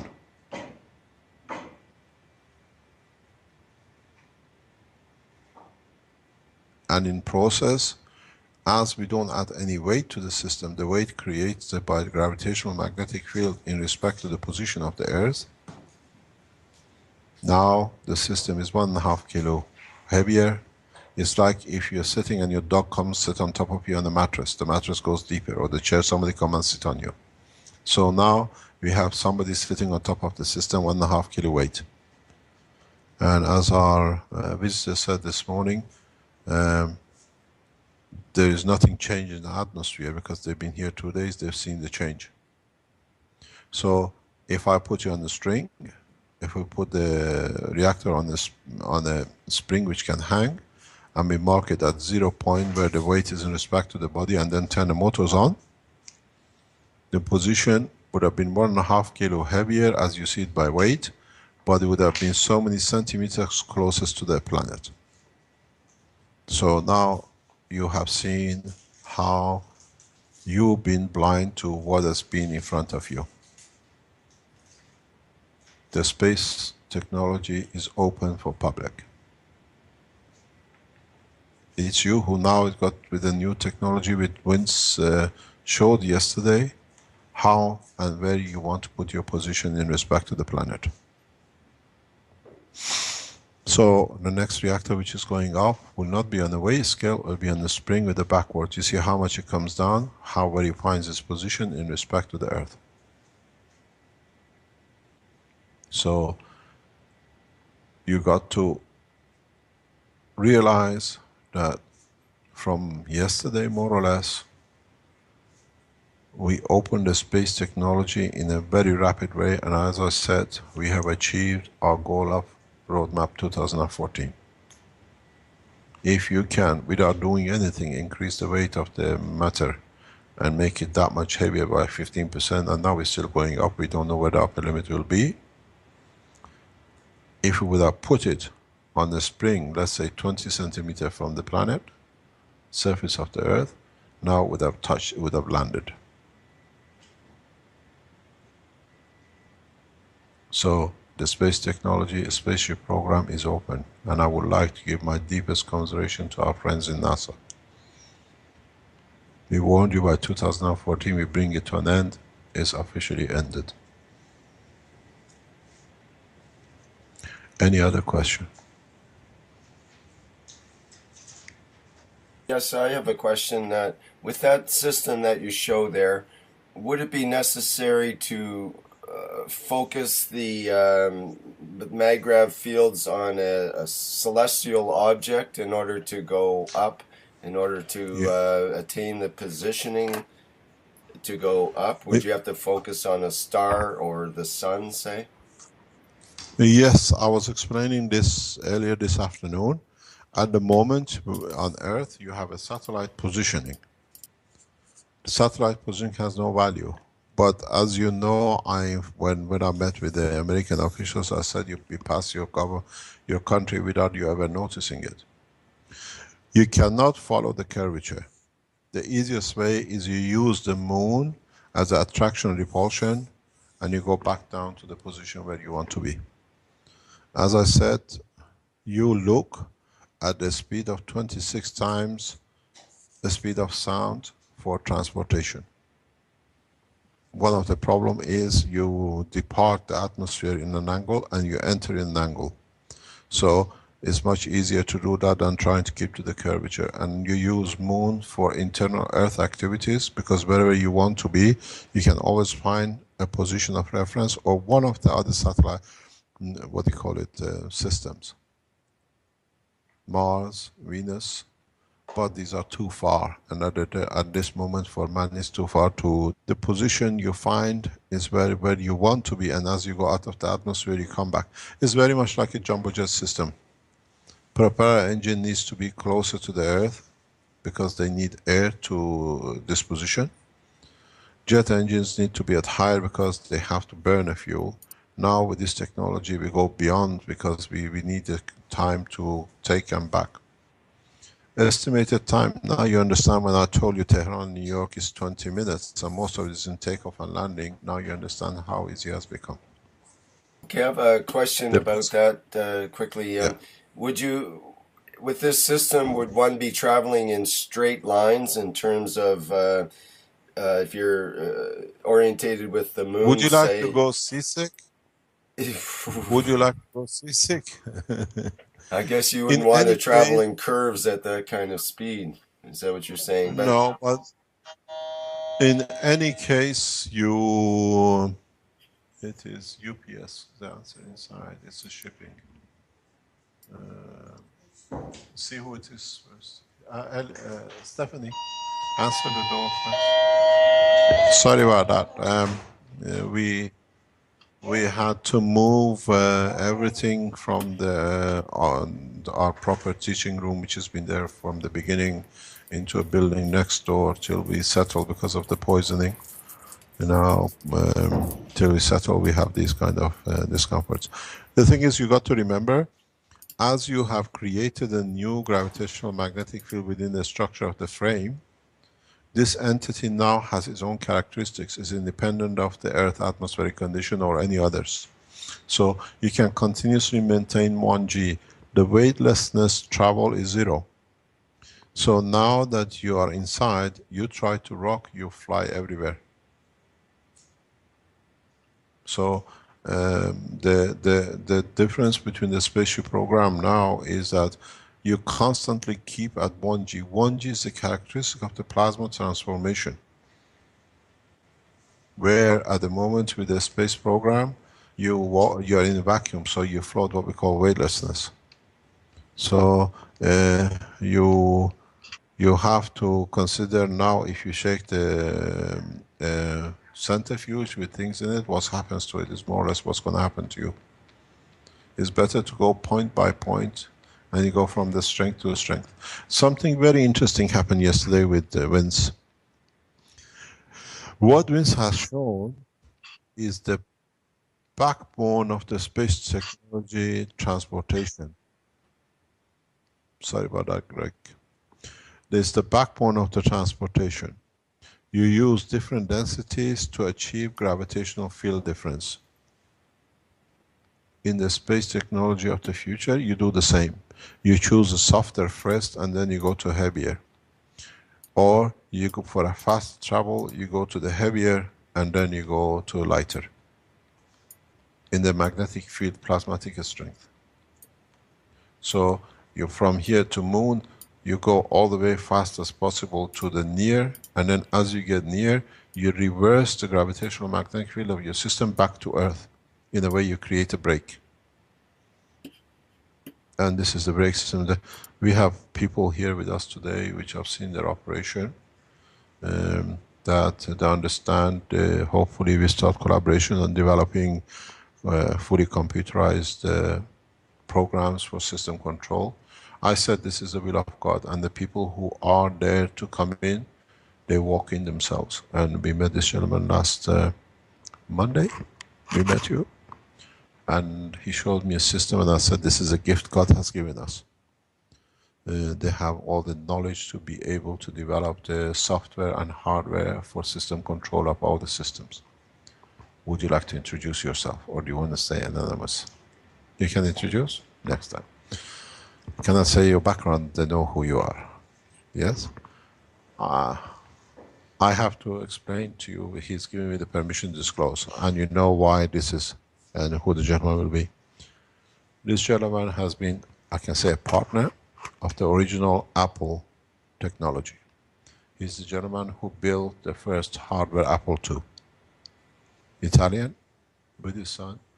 It's a pleasure to have them here, and the collaboration for production of systems for European section has been, we come to understanding. As we know, we don't sign papers and documents. We agree, and our word stays our bond. And this gentleman, we met last Monday in the meeting, that's why we were away. And we've had several meetings. He has come to the center yesterday and today. They understood hopefully part and the full technology, what is involved. And being part of the original, what you call Apple hardware program system, he understands what is needed, and he carries as a professor enough knowledge to be able, with other experiences, to bring the hardware and software together for control system of the flights. And I welcome you to the Keshe Foundation family. But can I say who you are? Yes, you better introduce yourself then.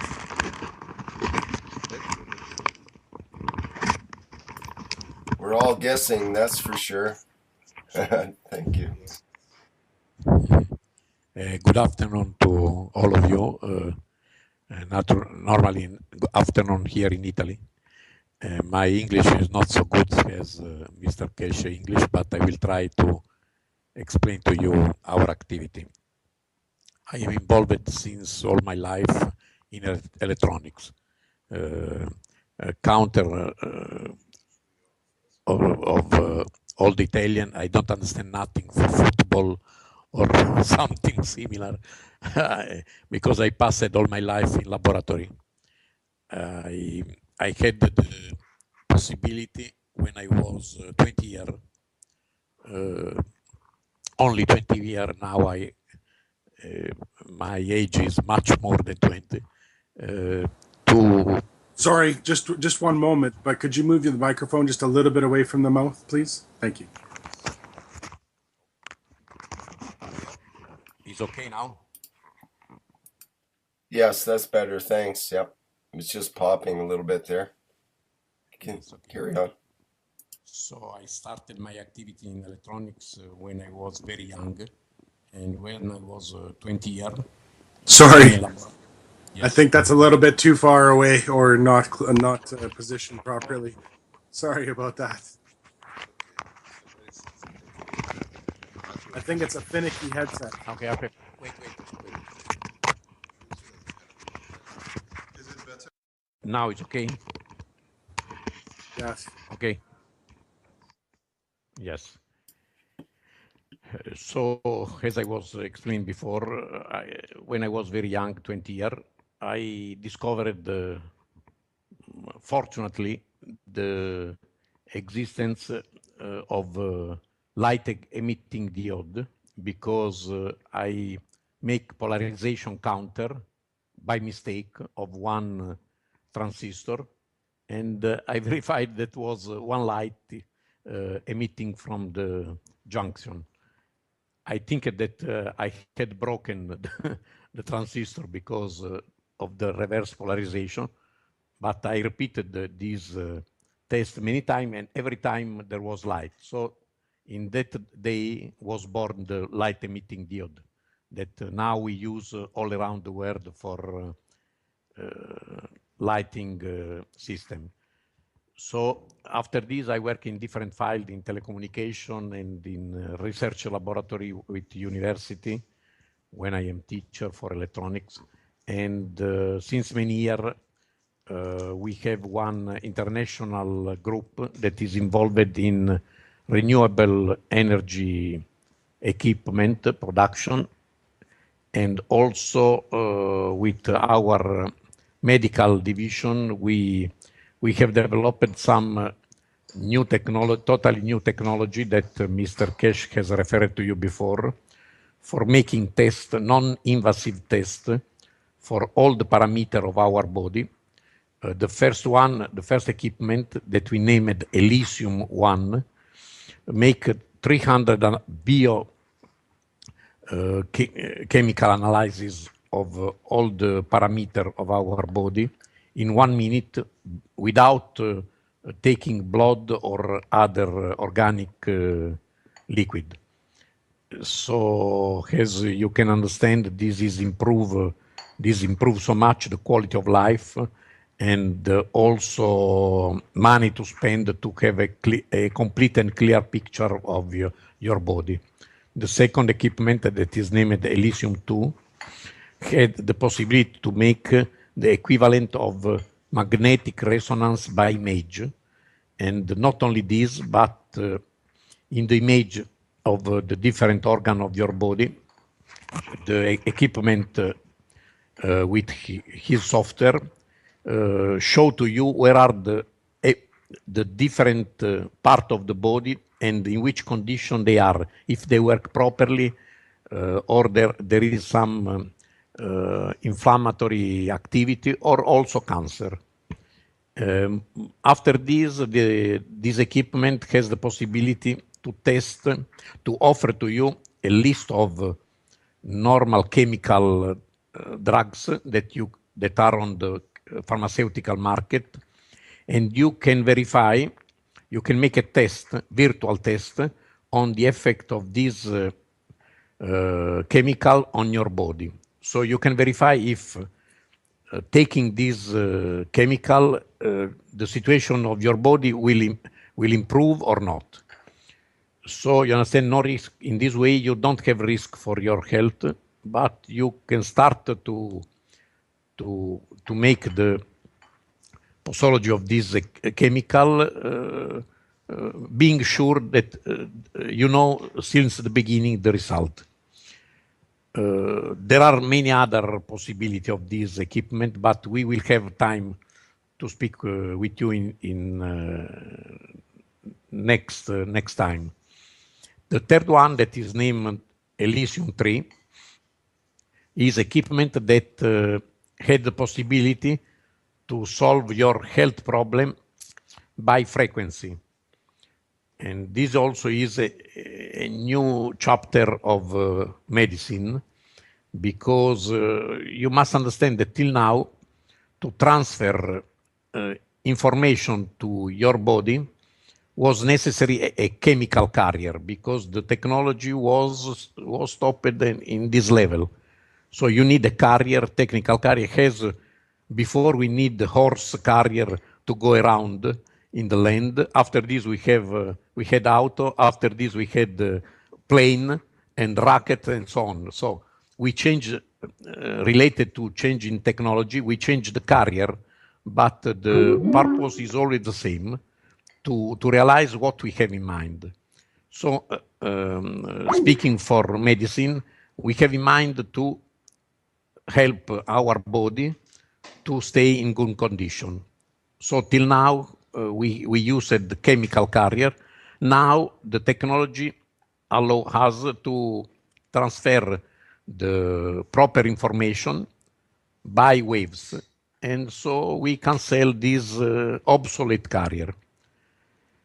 Speaking with Mr. Cash, fortunately we had the possibility to meet, and is roughly 1 week that we have spent all the day and the part of the night to discuss it, to arrange a beautiful, I can say a beautiful cooperation.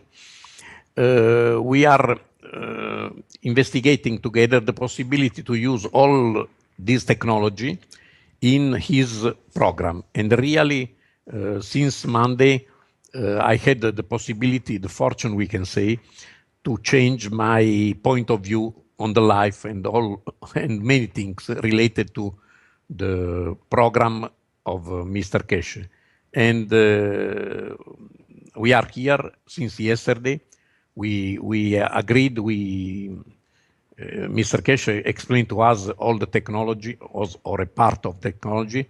Now we go back in our laboratory production line, and we will start to apply all this information to create something that can help all the people, because our first interest is to create something for peace, for good health, and for quality of life of all the people. Thank you. My name is Gianfranco Liuzzi. Okay, my students say Professor Gianfranco, but I am Gianfranco at first. Thank you, Gianfranco. It was really great to hear. Does the devices that you were talking about there, are they along the same lines as the Rife? Can you repeat, please? You were speaking about the frequencies in the device able to help with health. Is that in relation to the Professor Rife? Yes, right. Yes. As I said, I am an electronic. I use the experience and the work of other specialized people, and I apply in electronics. So exactly what you said before, we took the authorization and the copyright of all the work done by Professor Rife, and we inserted this database in one hardware and software electronic equipment that starting from the Professor Rife database, create different frequency and waves necessary to transfer to the body the proper information related to Professor Rife frequency. Thank you very much, because I did some research before with about Dr. Rife, and it did make sense, but I found Mr. Cash, so I went further, I think. Okay, we consider, as you can understand, we consider this only the beginning, but we are making official trial testing with government hospital and with authorization normally by ministry, because we like to proceed 100% inside the law, in the international law. And what can I say to you is that I have done with my hand this equipment, but every time I use him and I see the immediate result, I am surprised how properly this works. Yes, it is very fantastic, especially when it brings knowledge like Rife into the same level and goes beyond it. To explain that, I think Rife was looking at a plasma frequency, being able to help in healing that way.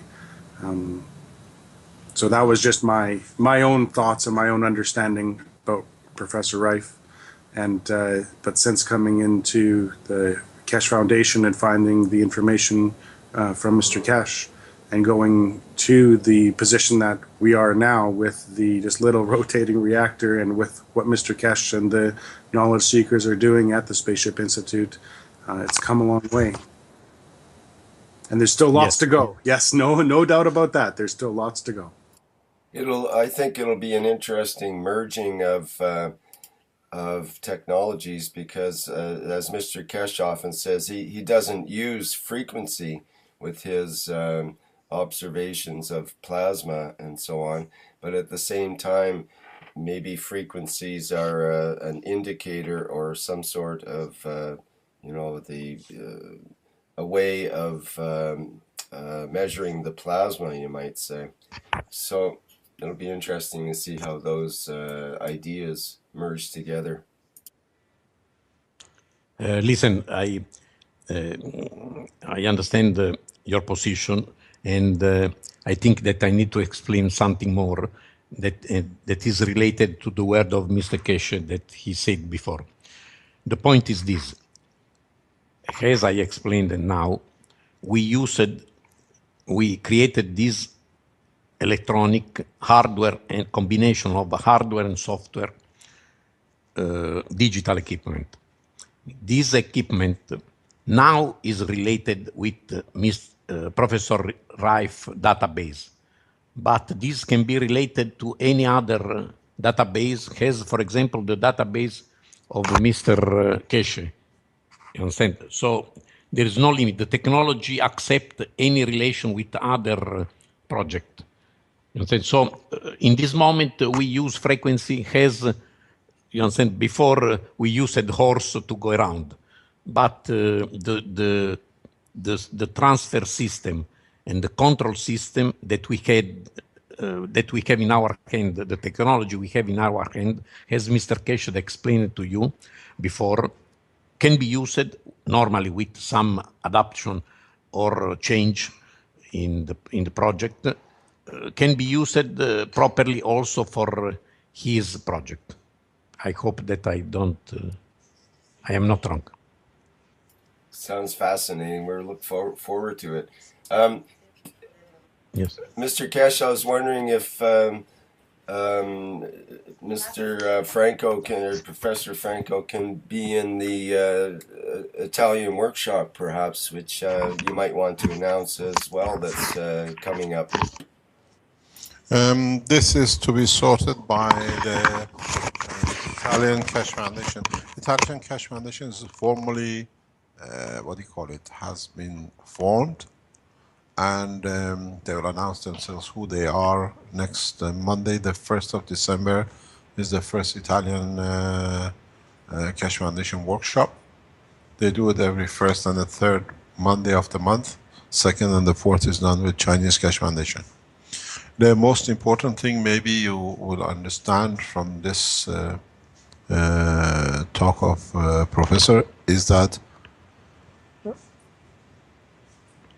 the knowledge is simply shared unconditionally. And this was the purpose of the Keshe Foundation. They came here, we opened the doors and we showed them everything. And we asked them to video, film everything that they understand, because they have facilities to manufacture, and he already has started manufacturing, ordering for the parts to be done while he's here. But the most important part is that one of the reasons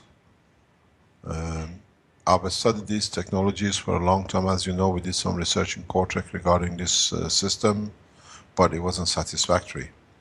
I've seen the result of this work myself in past few days.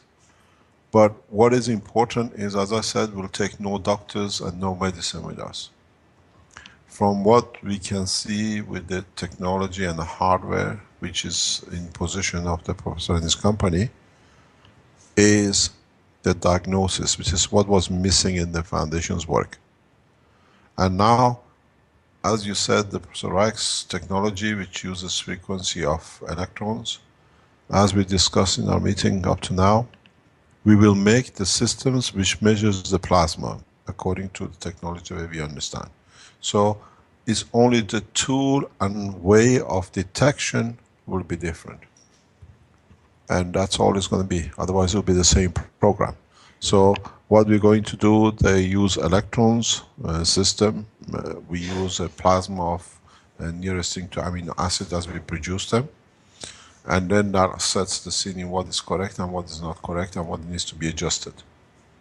The company of professor will do all the coming up, all the kits and every other thing, because they have the facilities and the capability to do this for Europe. The change is complete and it's getting more and more faster complete, but we are not using this system just for medical. This system can be used for the same as you hold the stick to disease. The same way we can hold the system as Armin and Marco has been doing for control of the system and parameters. So we have gone into the next step, and hopefully the meetings will be so much that we'll go to the next phase of system control for production and control of not only the health. What I've seen, and it's very interesting, this is not coincidental. As you know, the professor joined us in past 2 days here, and Elia joined us past few months, and now she's here full time. As I said, we are miniaturizing the system. So what I explained to the professor today is that we have the capability now on the same system to be diagnosed on one side, and for the development and the release of the processing to change the illness on the other side, on the same computer, on the same chair. What we said, the universal chairs for all diseases, now with the arrival of this technology in our hand and what we're producing has become more, what you call, complete, and in the coming weeks, hopefully in the next 2 or 3 months, we will have the first chair that can be adopted with the use of the system which we receive the design and support of by the professor's company, to be able to adjust the chair according to the disease. And this is a major, major achievement or breakthrough for us in completing the medical part of the technology. In a way, what we were talking, this is what I said, you can go to, as you go to a sunbed kiosk for getting a suntan, in the next 12 months, 2 years, what I see is you go to different clinics or you go to different shops with your medical card with the disease on it, it tells what it needs to be done, and then you go in for a cancer and the next patient goes in for a, what do you call it, diabetic. This has become a reality very much in the next few days, in the next few weeks. It's so much, the collaboration with the Italian is building up, that we will most probably move out of the Sensano to be close to the scientists who are at this level to be able to achieve the what we call the goal of the development. So it is very, it's not accidental, it's a fortunate, and everything is there. Now the scientists, the people who understand the work can do this, and we've seen with the backgrounds and the hardware on the table, we've seen this is 100% achievable in coming time. Any other question? I'm seeing a plasma healing chamber in the near future. You get in and you need a plasma. You get a plasma healing chair. Chair, okay. You need air to breathe as well. Yeah, close enough. That's an amazing idea. Really like that idea. No, but don't forget, we have had these chairs. These chairs have been used. Pardon? It's a good idea. Don't forget, we have been using these chairs for nearly 10 years. Now what has changed is that instead of building one chair, it's a handicap chair. A number has been used, maybe about 50, 100 of them have been built in past 10 years. Where you have, for example, prostate cancer. Dr. Lorenz can tell you where the very first one was built in around 2004, 2005, 2006. For a patient with a prostate cancer, lymph cancer, and the bone cancer. Now, with this facility of control, all we need is to, instead of building one chair, we just change the plasma magnetic field to the next disease. This is what we use for the people with a back injury which they cannot walk. By sitting in the chair, the process of healing is done, the process starts to reverse. So now with the system controls, we can diagnose, and you sit in the chair, you receive what you need. The big question is how open pharmaceuticals are to start the use of these, and how open the doctors are to be able to do it. And the other question comes, Keshe Foundation is a spaceship program. Do we need to carry a doctor of every discipline? Not really. Yeah, Elias says we are staying behind. You can go on your own. You stay here. So this is part of the technology development. We are not in competition. We are addition to the space technology. Put yourself in this position. What happened if one of the astronauts in the space lab today have a heart attack? Or have a stroke? Do we have to keep him for months in the space till we can bring him back? The more people we put in the space, the higher the number of possibilities multiplies. If one of them has due to radiation, high dosage, some sort of disease, do we have to wait till he dies and then throw his body in space? Are we going to do what we did with the sailors? Or we allow these technologies to be on board of even the space lab, that any disease, happen accidentally or not, can be delivered directly. It's a selfishness of us protecting what we have, or allowing the progress of the support of human race on the space. Now we are one step closer, and next week we introduce you to the people who are now involved in another direction in the development and commercialization. They arrive with us on Wednesday. Most probably Thursday morning will be on the teaching table. We are gathering not the elite, but the ones who understand and want to make the change.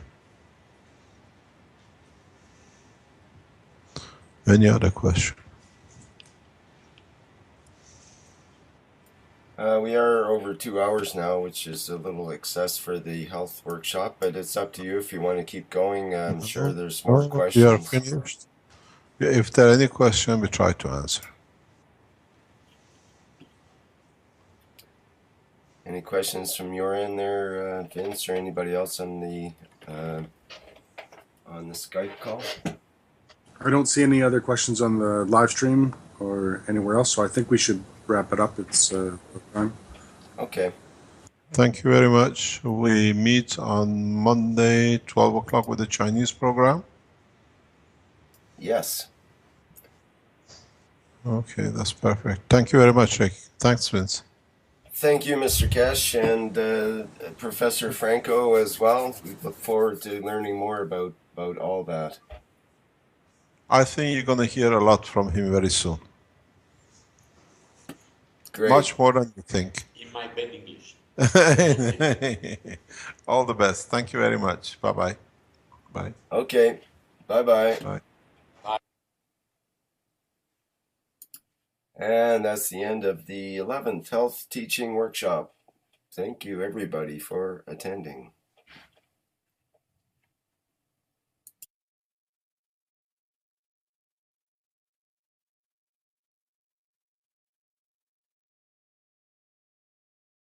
And okay, this is the 11th Keshe Foundation Health Teaching Workshop.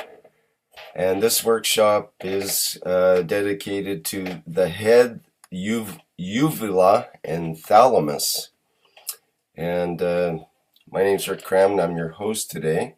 And we'll be talking with Dr. Elia Kostova at the Spaceship Institute. And she will start off this workshop. And then we'll listen to Mr. Keshe after her presentation. Okay, let's switch over right away to Dr. Elia. Can you hear me? Are you there?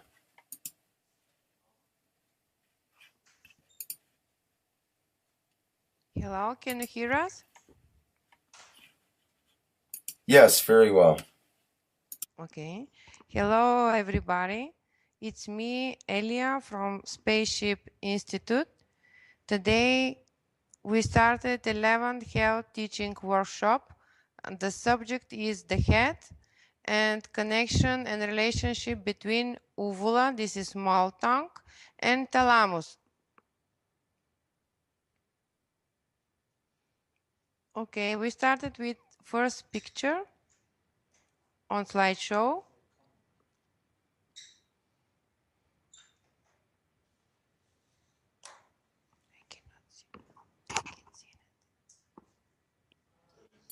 It should be coming through any second now on the live. There it comes.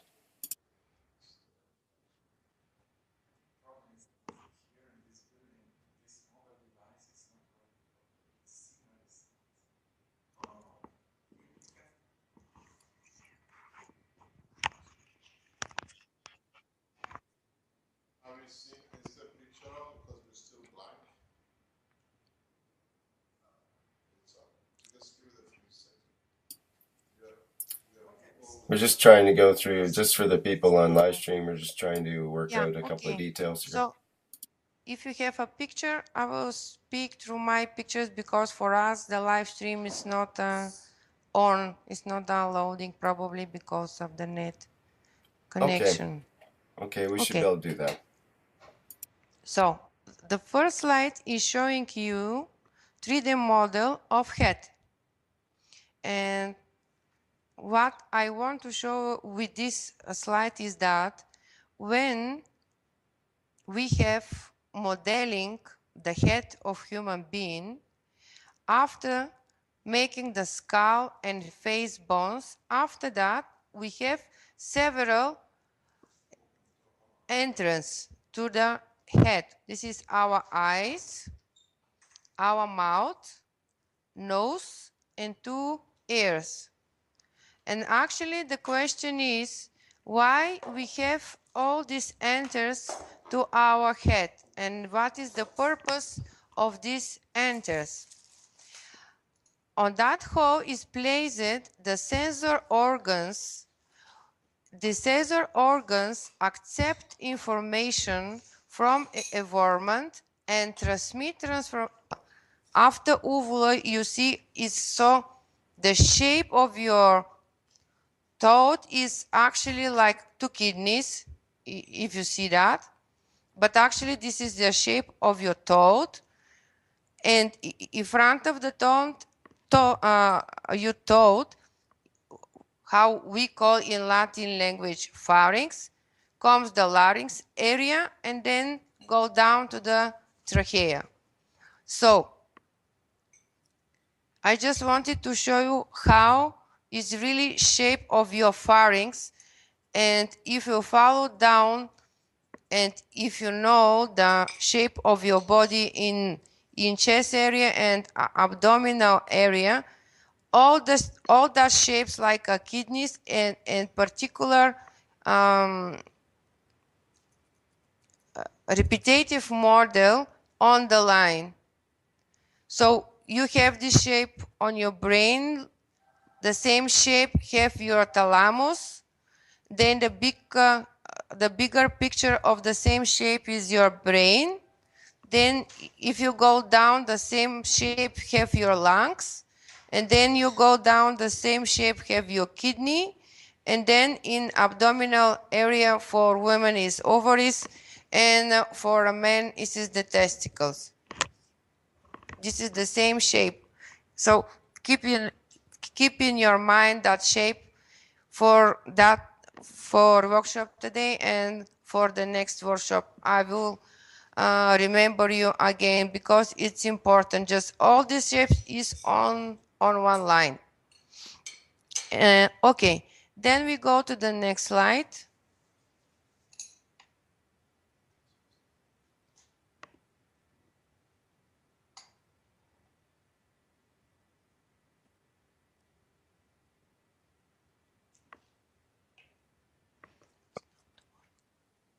Okay, thank you.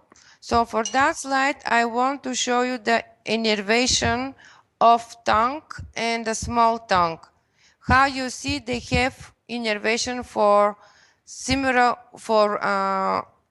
nerves, and then function is not opposite. This is completely similar. One is moving and other one is moving, and actually through them comes most of the sensor neurons from two nucleus, and nucleus ambiguous and hypoglossal nucleus. They are part of the glossopharyngeal nerve.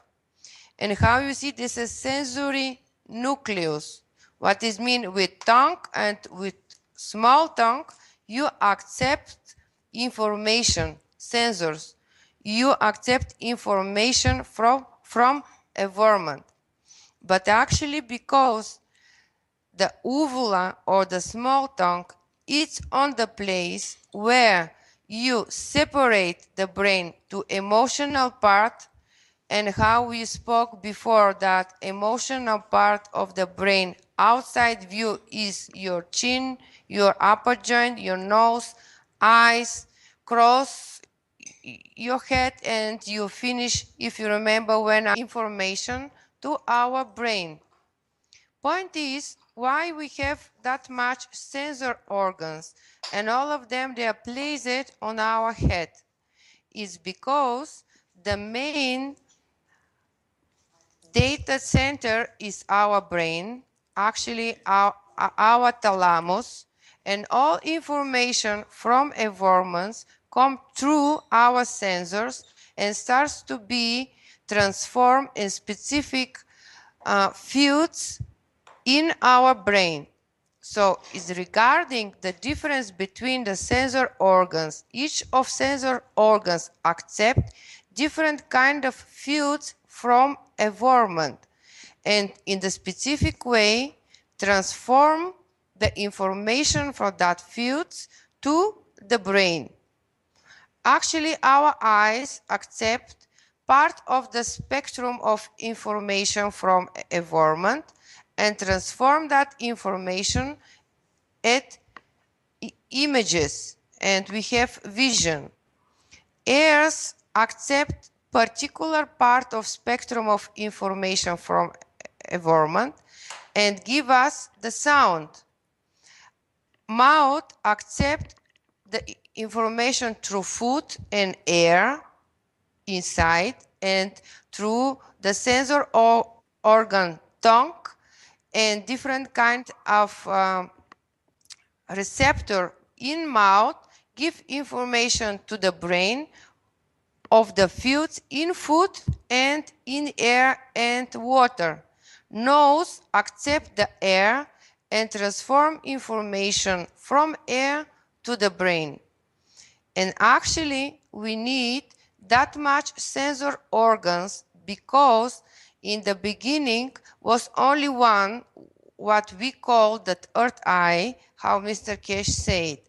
But the third eye information from environment starts to be so much that actually the only one sensor organ is not able to accept and to transcript and transform information to the main receptor for us, what is the brain.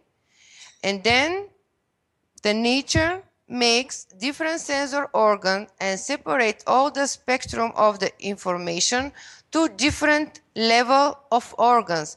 So in that sense, each sensor organ accepts particular spectrum of fields from environment and transcript and transcend information to the brain. Then brain separate to different area, and each area starts to be connected with particular sensory organ. In that way, particular area of the brain starts to accept and reorganize the information from fields and to analyze and to send back the fields to physical part of the brain who controlling and the function of our body. Actually, because of that, we have that much sensitive. I show you the third eye, what is the back of your neck. So actually the uvula is the tongue of your emotional part of the brain, how Mr. Cash explained and said. And tongue, your real physical tongue, is sensitive organ tongue for your physical part of the brain.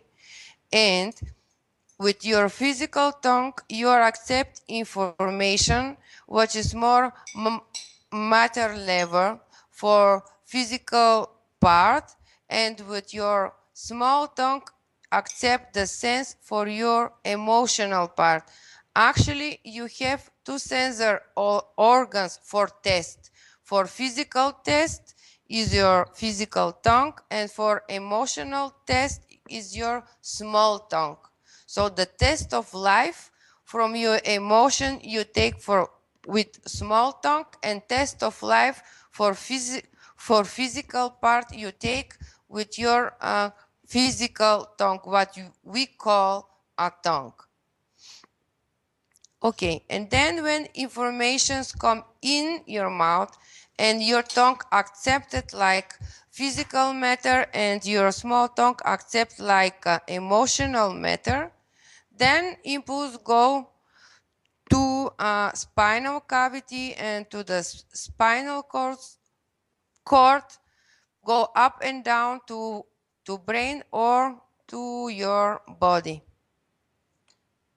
So the next slide, please.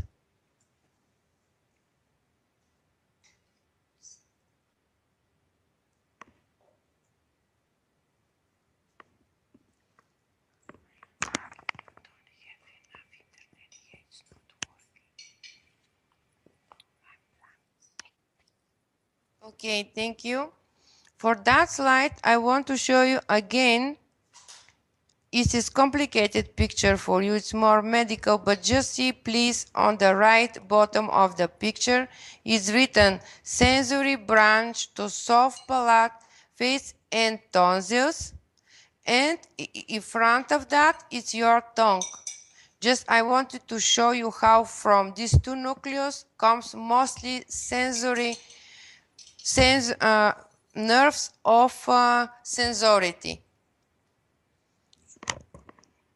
These two nucleus, sensors, nerve to uvula, small tongue, and to tonsils. The impulse come from two nucleus in the same direction to both of them.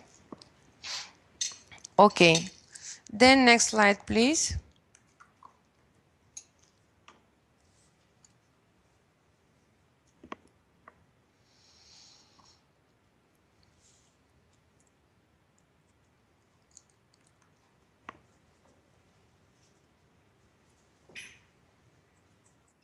Okay, thank you. With this slide, I want to show you what we speak about the joy and the conjunction between upper and lower. How you see on the left picture, so what we call in Latin language zygoma organs. Then we go to the next slide.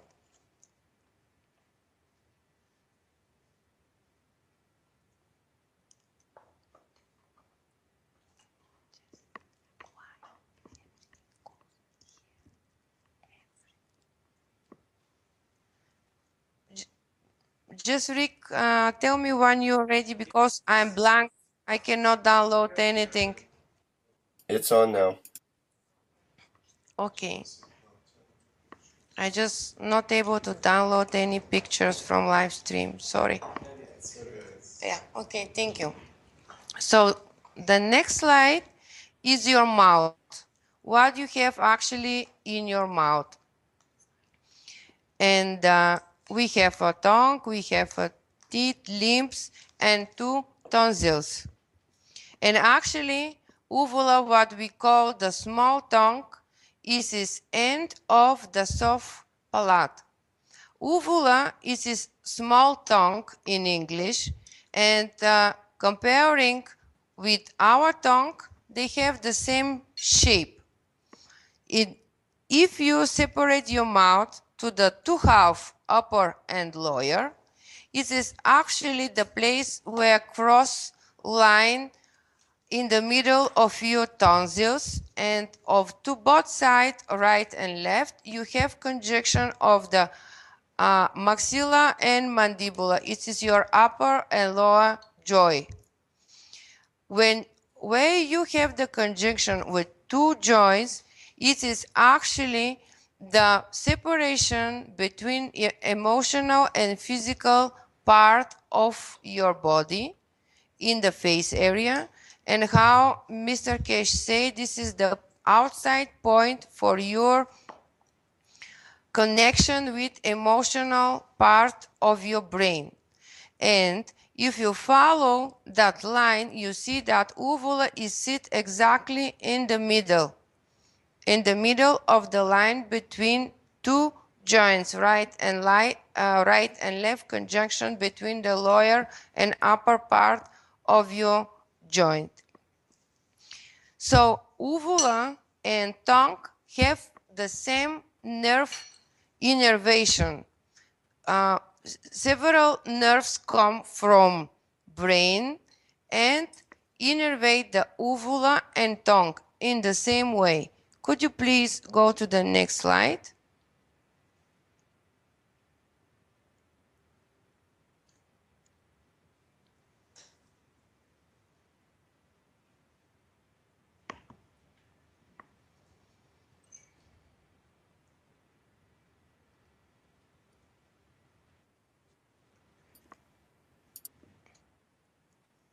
Okay, so for the next slide is cross section of your head and neck, and actually is visible for you skull bones, that top part, and then comes the sinus area with your sinus sphenoidal and ethmoidal, and then you see the soft palate, and the end is uvula.